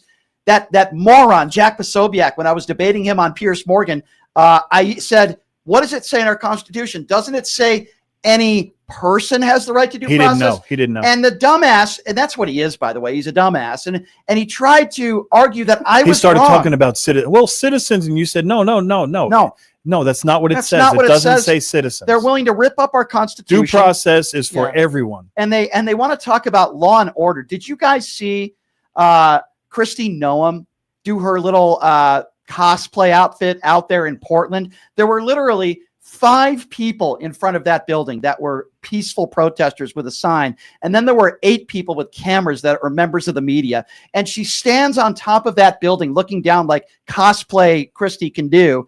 Keep the puppies away from her, by the way. It was so embarrassing. And then that guy, Nick Sortor, is like 3 feet away from her with his stupid cell phone. She looked like such the imbecile that she is out there in Portland. It's such a joke what is going on in this country right now. And these morons that are in the Trump administration, it's getting worse and worse by the day. And I just can't take it anymore. I'm going to explode. Andrea, can I ask you a question? Go ahead. Are you still there? Yes, I am. So they say they hate social programs, which is kind of where you were going with your first thought. But what they don't realize is, don't they realize that taxes that pay for streets that they drive on is a social program? No. And street lights and calling 911 when there's a fire and building parks and maintaining parks. They love the parks. They love to go down to the lake. But they don't want to pay any taxes. And that is a social program. But they don't see it that way. They're just focused on like one thing, and that's it. Listen, I agree. You know, and unfortunately, the Republican Party has been dumbing down this country. They want to take away history. They said straight out they want to get rid of education. They want to do trade jobs. They want to open more trade schools. They want less education. They admitted that. You know, and I'm being reminded by somebody in the YouTube super chat that I guess there was a chicken out there. Somebody dressed up as a chicken. And I don't know, maybe Kristi Noem is accusing that chicken of being transgender, which would make that chicken may or may not be more dangerous. I don't know. But what a joke. These people are so. Maybe it was Robbie Roadsteamer. By the way, Robbie, I'm going to be hanging out with Robbie here in Vegas. Oh, no way. You got it. He's coming out here. He's a good guy. He might come in. I'll have him bring his guitar too. But this is just embarrassing. Did you see the press conference yesterday? Or I don't know, these so-called fake journalists and counterterrorism experts that were talking to Donald Trump about what's going on in Portland. Nick Sorto and Katie Daviscourt and Jack Posobiec. And Nick Sorto says, I took this American flag from somebody who was trying to burn it. Wow, you're really a patriot. What a hero. I mean, what an embarrassment this administration is, and how cringeworthy was that press conference yesterday and that discussion that they had. As if it was very cringy. As if Jack Posobiec and Nick Sorto are experts, counterterrorism experts that the Donald Trump administration uses to combat Antifa. I mean, it's just such they a wear joke. the Donald Trump knee pads 24/7. Oh my God, it's such a joke. All right, let's see who we going to next here. 702-221-7283 is the number to call. Let's go to Brett. Brett is next up on PTL. Hi, Brett. Hey, what's happening, Leonard, Brian? Hey, going on? Brett. I got to disagree with you about Jeffries. I'm just happy that he seemed to have found his balls at all. I mean, these guys, they've been so weak for so long and been walked on, stepped on, lied to. They got to take the gloves off and take this fight. But we're not bagging on him for what he did. What we're saying is it didn't move the needle. It didn't advance the ball. It didn't get into people's heads. And this is our policy and this is our direction. And I'm a leader. So That's what we're saying. Let me try to take Leonard, I get Brett, that it didn't move the. Go ahead. Okay, hang on. Just hear me out on this, Brett. I'm going to try to take a different approach with this. I understand what you are saying about wanting Democrats to fight. Me too. There's a lot of people that want that. I'm glad that Hakeem Jeffries has found a little bit of fight. Okay, that's great. But what I look at is what are you accomplishing by doing that? And I can tell you right now, there are no Republicans that are going to look at what Hakeem Jeffries did and say, wow, I see the light. This isn't their fault. This is the Republicans' fault. That should be the objective right now. And I think, as you claim, well, I'm glad that Hakeem Jeffries, for lack of a better term, found his balls. Okay. Me too. There are better ways of doing it than that way. That's all I am trying to say. I agree, but do you really believe that they want good conversations behind closed doors? You really think that they care? He didn't say that. He said that would be more appropriate. Hold on. Let me respond to that. And let me just say this. It's not about what the Republicans in office really want. This is, to me, more about the American people. There are people that watch Newsmax and Fox News and OAN or whatever other crap that they watch, and they believe the Republicans because some of them are very unintelligent. And when the Republicans say this is Chuck Schumer's shutdown, they believe it. It is the objective, I believe, of Hakeem Jeffries and Democrat leadership to help convince and do not distort any facts and explain to people in this country, both Republican and independents, and even some Democrats maybe, of why we are in this situation and what Republicans refuse to do. And when you have Hakeem Jeffries, okay, maybe he found his balls, as you said, screaming at Lawler. And yes, Lawler did look like a clown. I'm saying there are better ways to use the power that you have, and I don't believe that Hakeem Jeffries did that yesterday. And today he's going on left-leaning podcasts. What Hakeem Jeffries should do is he should be going on Fox News today. He should be going on Newsmax today instead of left-leaning podcasts and explain to the viewers what the Democrats are trying to do. Present the argument on the other side. Going on a left-leaning podcast is not going to help convince Republicans. That's what he should be doing. And even if you're right, my friend, and that there are most Republicans do not want to have good faith conversation with Democrats, even if that might be true, which it probably is, that doesn't mean that Jeffries can't be doing other things for the American people to convince the people that may still believe that this is a Chuck Schumer shutdown. Do you see where I'm going at there? Absolutely. He's still soft, and this is a step in the right direction that he's willing, to go up there and read letters, for 24 hours straight. You want to talk about it didn't move the needle. No, it didn't move the needle, but it showed that they're willing to fight, that they have some kind of nuts, that they're willing to at least, respectfully. No, I agree, but I don't. Here's where I disagree. And then Leonard, finish your thoughts. Sorry to interrupt you, but I disagree.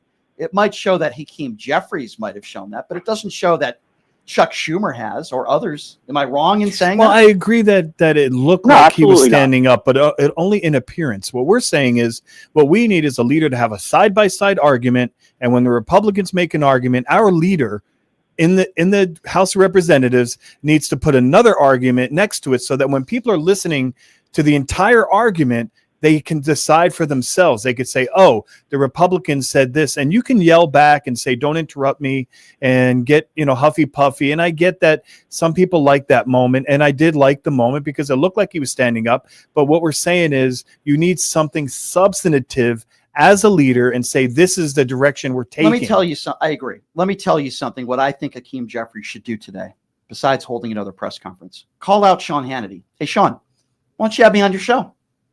Hey, Laura Ingraham, Jesse Waters, Matt Gaetz, why don't you have me on your show tonight?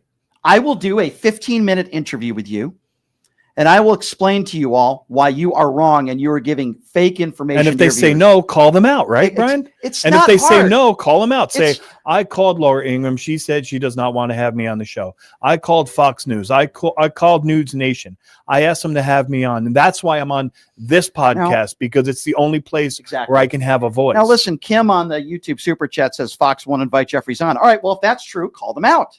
Yes. What Hakeem Jeffries, that's what we're saying. That would be more productive. Hakeem Jeffries in front of the camera holding a press conference. I don't want Chuck Schumer doing these interviews, but I'd be comfortable with Hakeem Jeffries doing these interviews.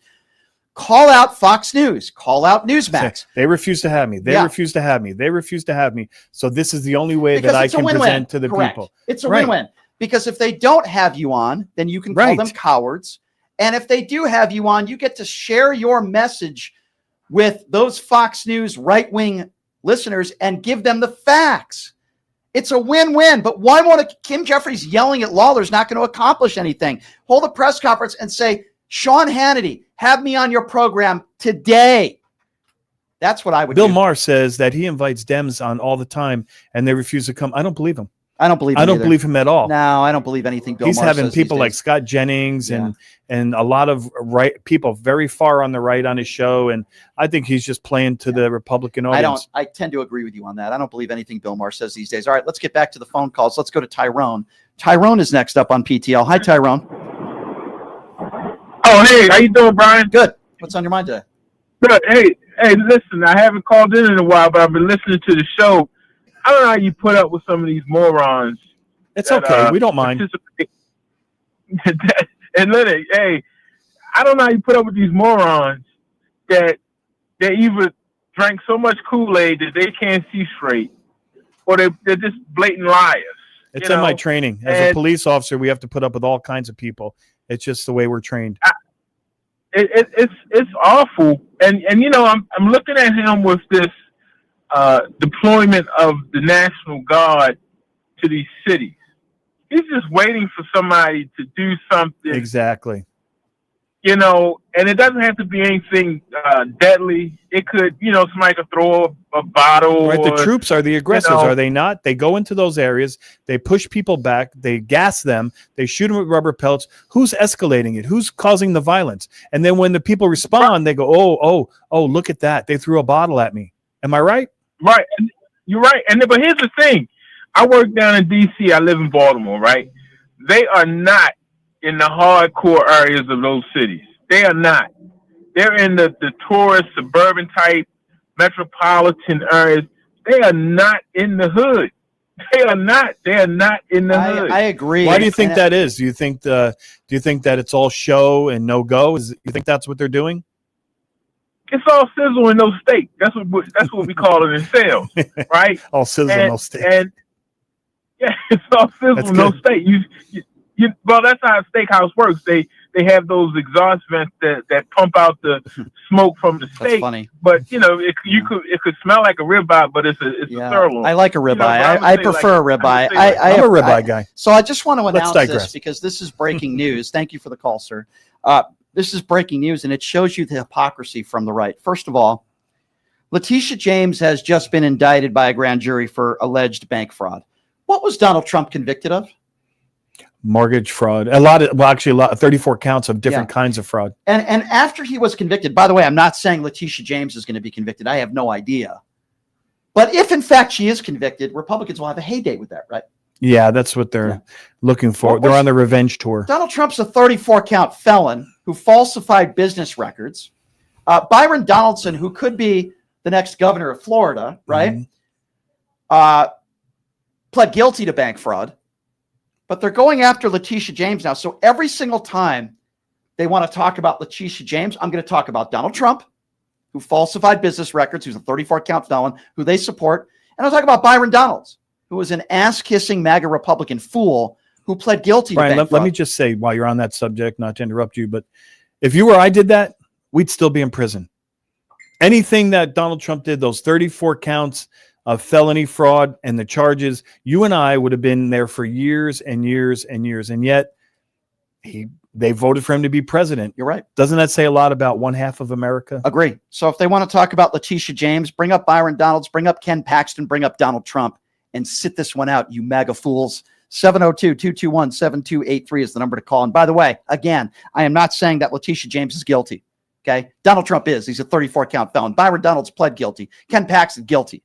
Let's go to Jason. Jason is next up on PTL. Hey, Jason, what's going on? Hi, Jason. Hey, how you doing? Hey, Jason. so this is going to be uncomfortable because this is the second time within 2 weeks that we have to disagree.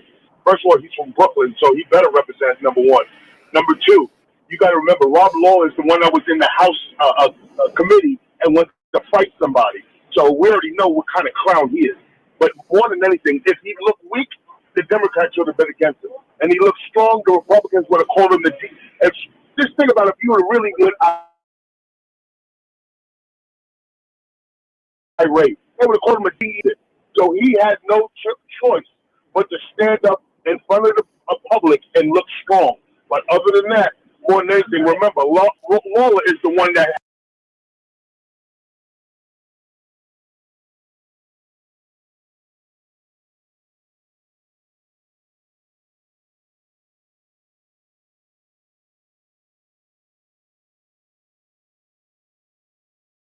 What I'm simply saying is, if he'd held a press conference today and offered to go on Sean Hannity's show or go on a far right-wing network that has a lot of listeners, I think to explain the side that they are on right now, I think it would do more justice than yelling a couple things at Lawler. That's all I'm saying. Okay, but this is what I want to say. Look, right now, Hakeem is the strongest one because if you look at all the ones in the Senate, they're all heads. They need to go. Nancy Pelosi. All of them. I agree. All of them. And that cat from Chicago, Pam Bundy, made him look so illiterate and stupid while telling them that somebody, Catherine Pell is going to Chicago and you're sitting here. So the old people that are sitting up in the Senate. Dick Durbin? Are you talking about Durbin? I think you're talking about Durbin, right?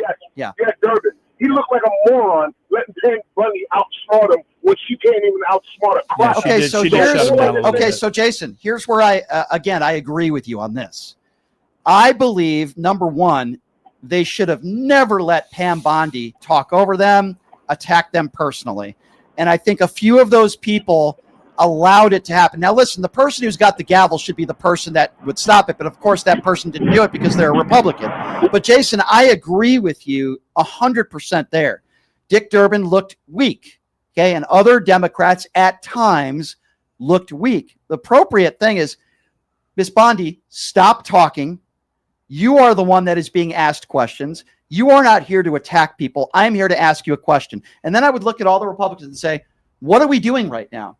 We have someone who is the attorney general who's supposed to be answering questions, and instead they have notes put forth in front of them, probably from the president, it wouldn't shock me, to insult every one of these Democrats. This is a charade. And I would look her in the eye and I would say, you either answer my question, yes or no, or this is a waste of time and you're a disgrace. That would have been the appropriate time for somebody to use some of that fight, not screaming. This is where we disagree. Not screaming at somebody like a Lawler. Do it in those hearings. What about Adam Schiff? Adam Schiff stood up pretty well.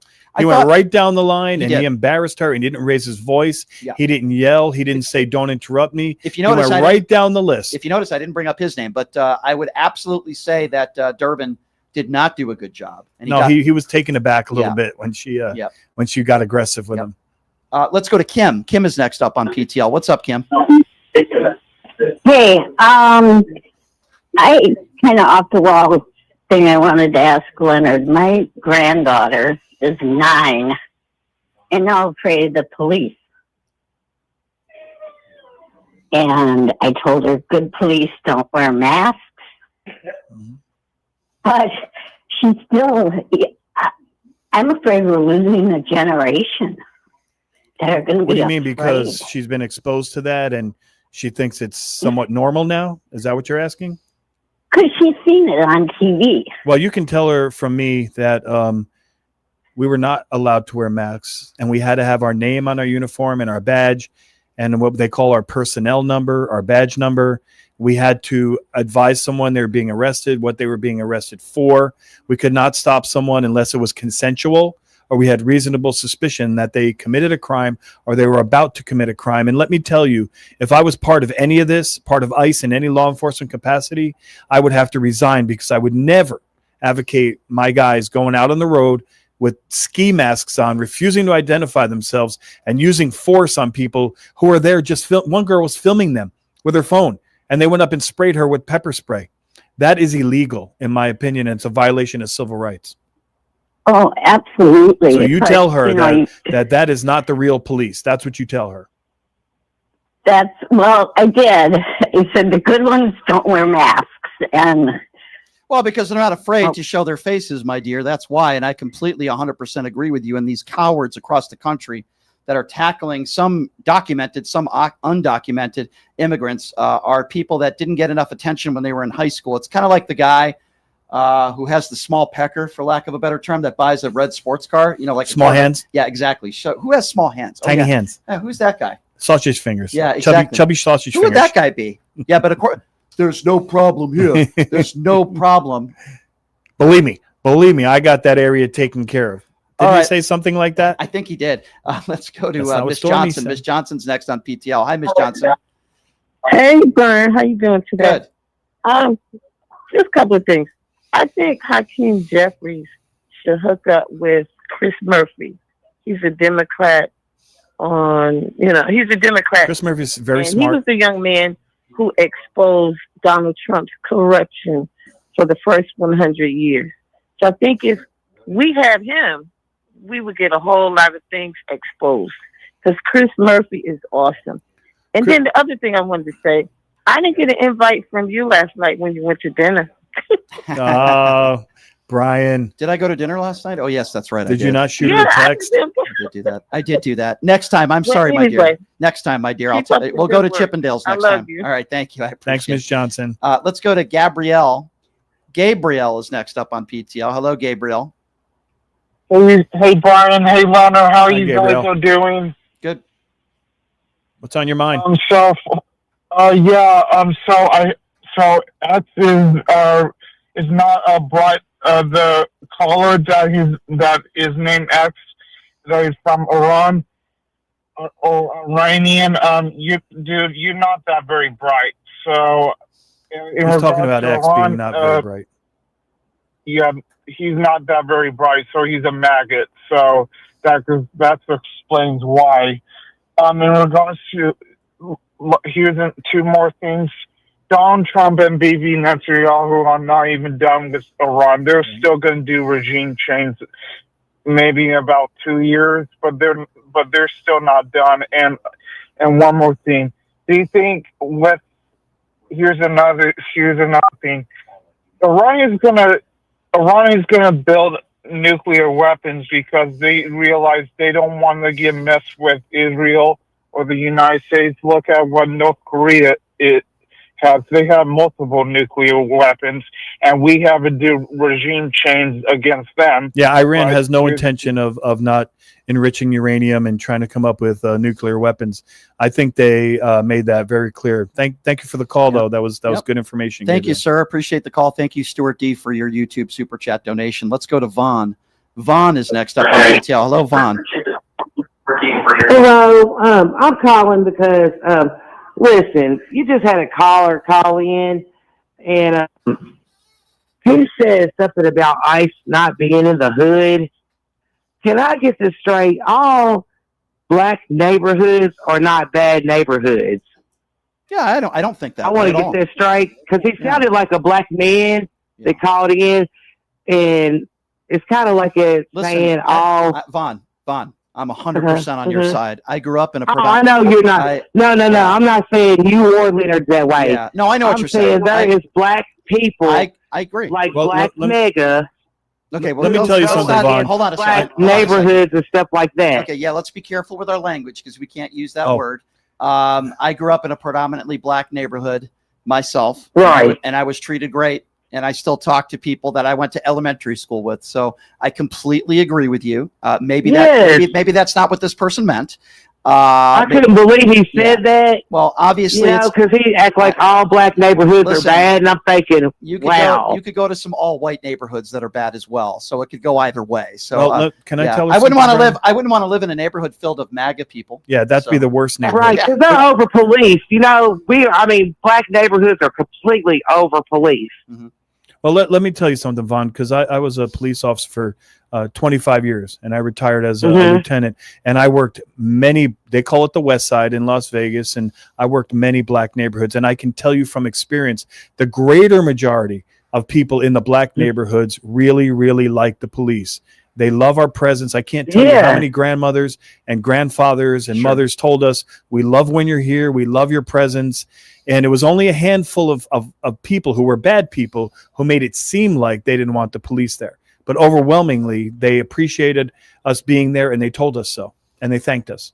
Who's the guy who thinks, I think his name is Jason Aldean, that says those F around in a neighborhood? Those small neighborhoods are the good, wholesome people. Try that in a small town. Oh, my God, I hate that guy, Jason Aldean. Was that inciting violence? Was that song of course not a it challenge was. to incite violence? So stupid. And by the way, who's the country singer? I'm forgetting his name now, who put out that song, or at least some of the lyrics to partial of some of his song that was criticizing ICE agents. I would like to say kudos to him, by the way. Yeah, for it doing went viral. that. Yeah, Maybe somebody in the room could tell us in the live chat, because I forget his name. Zach Bryant is the guy that I was thinking of. Thank you, Numchuck. And listen, he put out a statement saying he's not on either side, which I'm going to take him for his word there. Nothing he said in that song was anything near the dog whistles that were in that Jason Aldean stupid song, Try That in a Small Town. And let me tell you something else. That was a racist song. Yeah, and listen, October 1 is close to your heart as it's close to mine. Let me tell you something about that SOB, okay? I don't blame him for what happened on October 1, but 60 people lost their lives. Did he come back and do a charity concert here in Las Vegas? No. He scooted off that stage. He went to the hospital for about an hour the next day. Collected his paycheck. Collected his paycheck and left town. And every single time he's come back to Las Vegas, he's done nothing for charity. Nothing. Oh, I know. He's done some charity stuff in the past, and he wrote a song in his hometown, and he donated a couple $100,000. Okay, fine. Never came. The only time he's ever come back to Las Vegas, I'm talking about Jason Aldean. The only times he's ever come back to Vegas is for his own personal gain on his own tour. Did nothing. And that SOB, try that in a small town. The guy who cheated on his wife, and he's a despicable human being. I was working that night. I was working on 1 October, and someday, maybe if we get time, we'll have that conversation.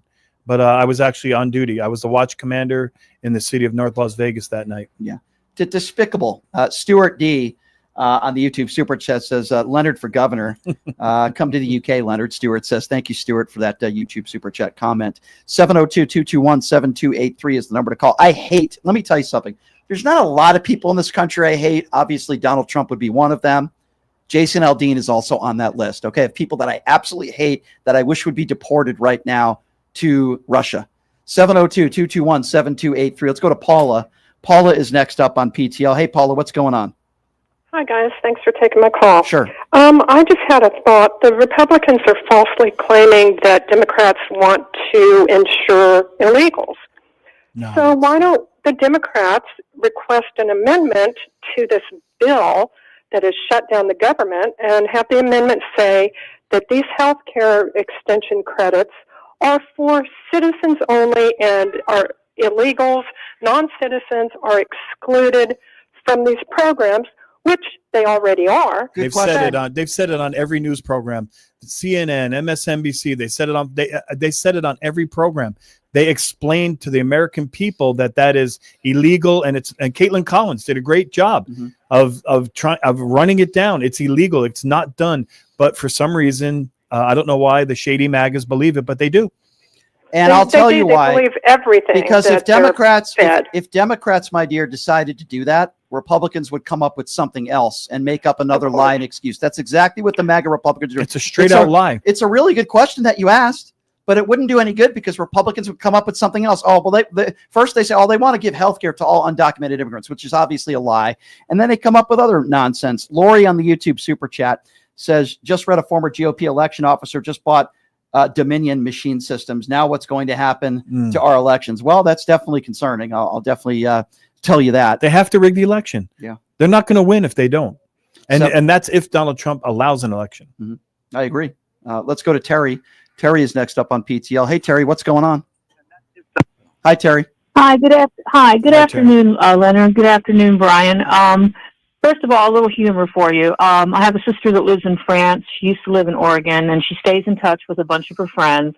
And one of her friends sent her a photo of a bunch of protesters with fishing rods and donuts on them, and they were dangling them in front of ICE.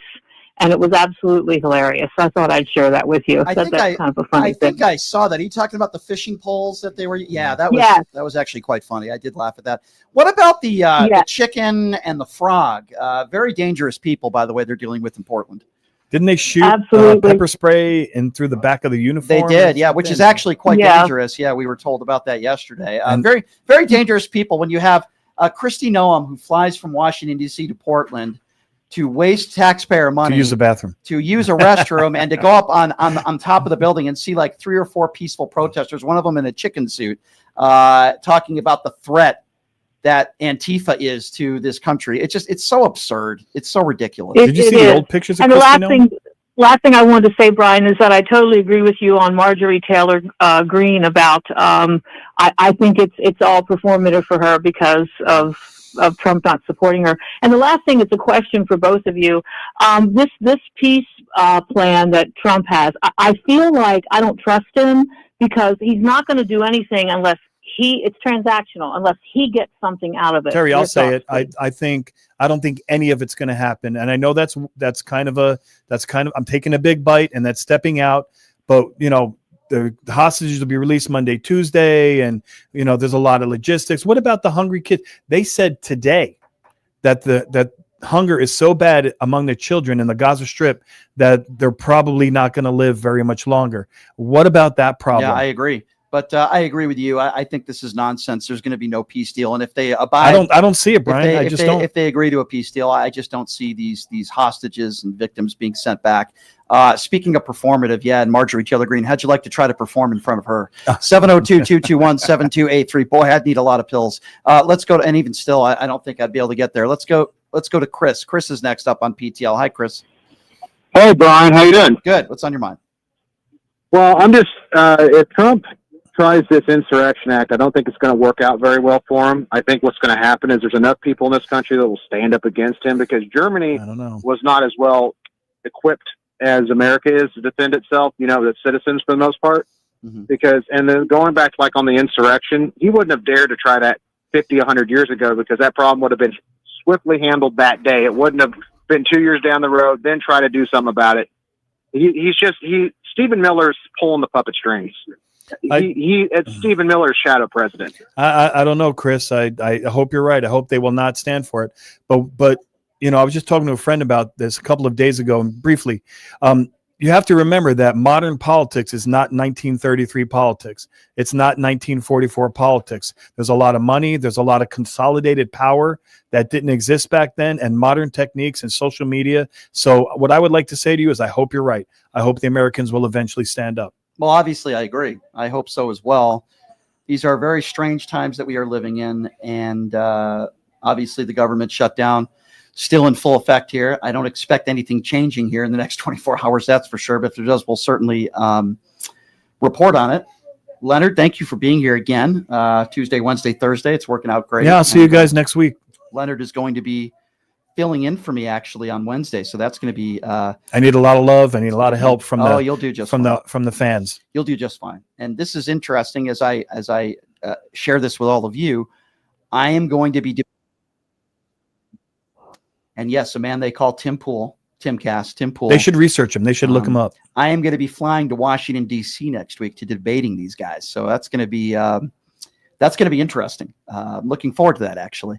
Also, the Un-F America tour. Z from the Un-F America tour is going to come in studio, but I will also be doing an open forum debate an opportunity for people on the UNLV campus to debate me and others at UNLV. That's going to be in a few weeks, and we'll have Z come in studio a few days before and talk a little bit about that. So I'm making the rounds, man. I'm making the rounds. You're getting out there. Yes, I'm getting out there. So, Leonard, as I always tell people, it's an independently owned radio show. And for anybody out there that wants to help and keep the lights on for us, we appreciate Don't forget all to you give. guys. The YouTube Super Chat has been great, but I would also ask you guys to go to the website, which is pushingthelimits.live. If you go to pushingthelimits.live, you can make donations. We sell merchandise on there. It doesn't matter what you get, $5, $10, $20 a month, whatever you can afford. We so appreciate it. You just go to pushingthelimits.live and you'll see a little icon there and a button to donate. We really do appreciate that.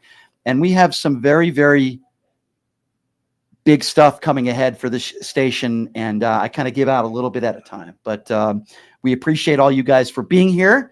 Thank you, of course, to Leonard for being here. He'll be back. Thank you for having me. Yeah, of course. You'll be back. Somebody in the room said we hit 148,000 today. Is that correct? I don't know. I'll have to take a look at that. Yeah, somebody in the live chat said congratulations. That may be possible. That may be true. We're very close. Have a good weekend, brother. Yeah. Have a good weekend, everybody out there. Wait, I'm coming back tomorrow. What am I saying? I'll be back tomorrow, everybody. And we'll have some special guests joining us on the program tomorrow as well. Be safe out there, everybody. We'll see you tomorrow, same time, same place. Have a great day. Thanks, Chuck. Hey, everybody. Are you struggling to find a pizza place that reminds you of Brooklyn?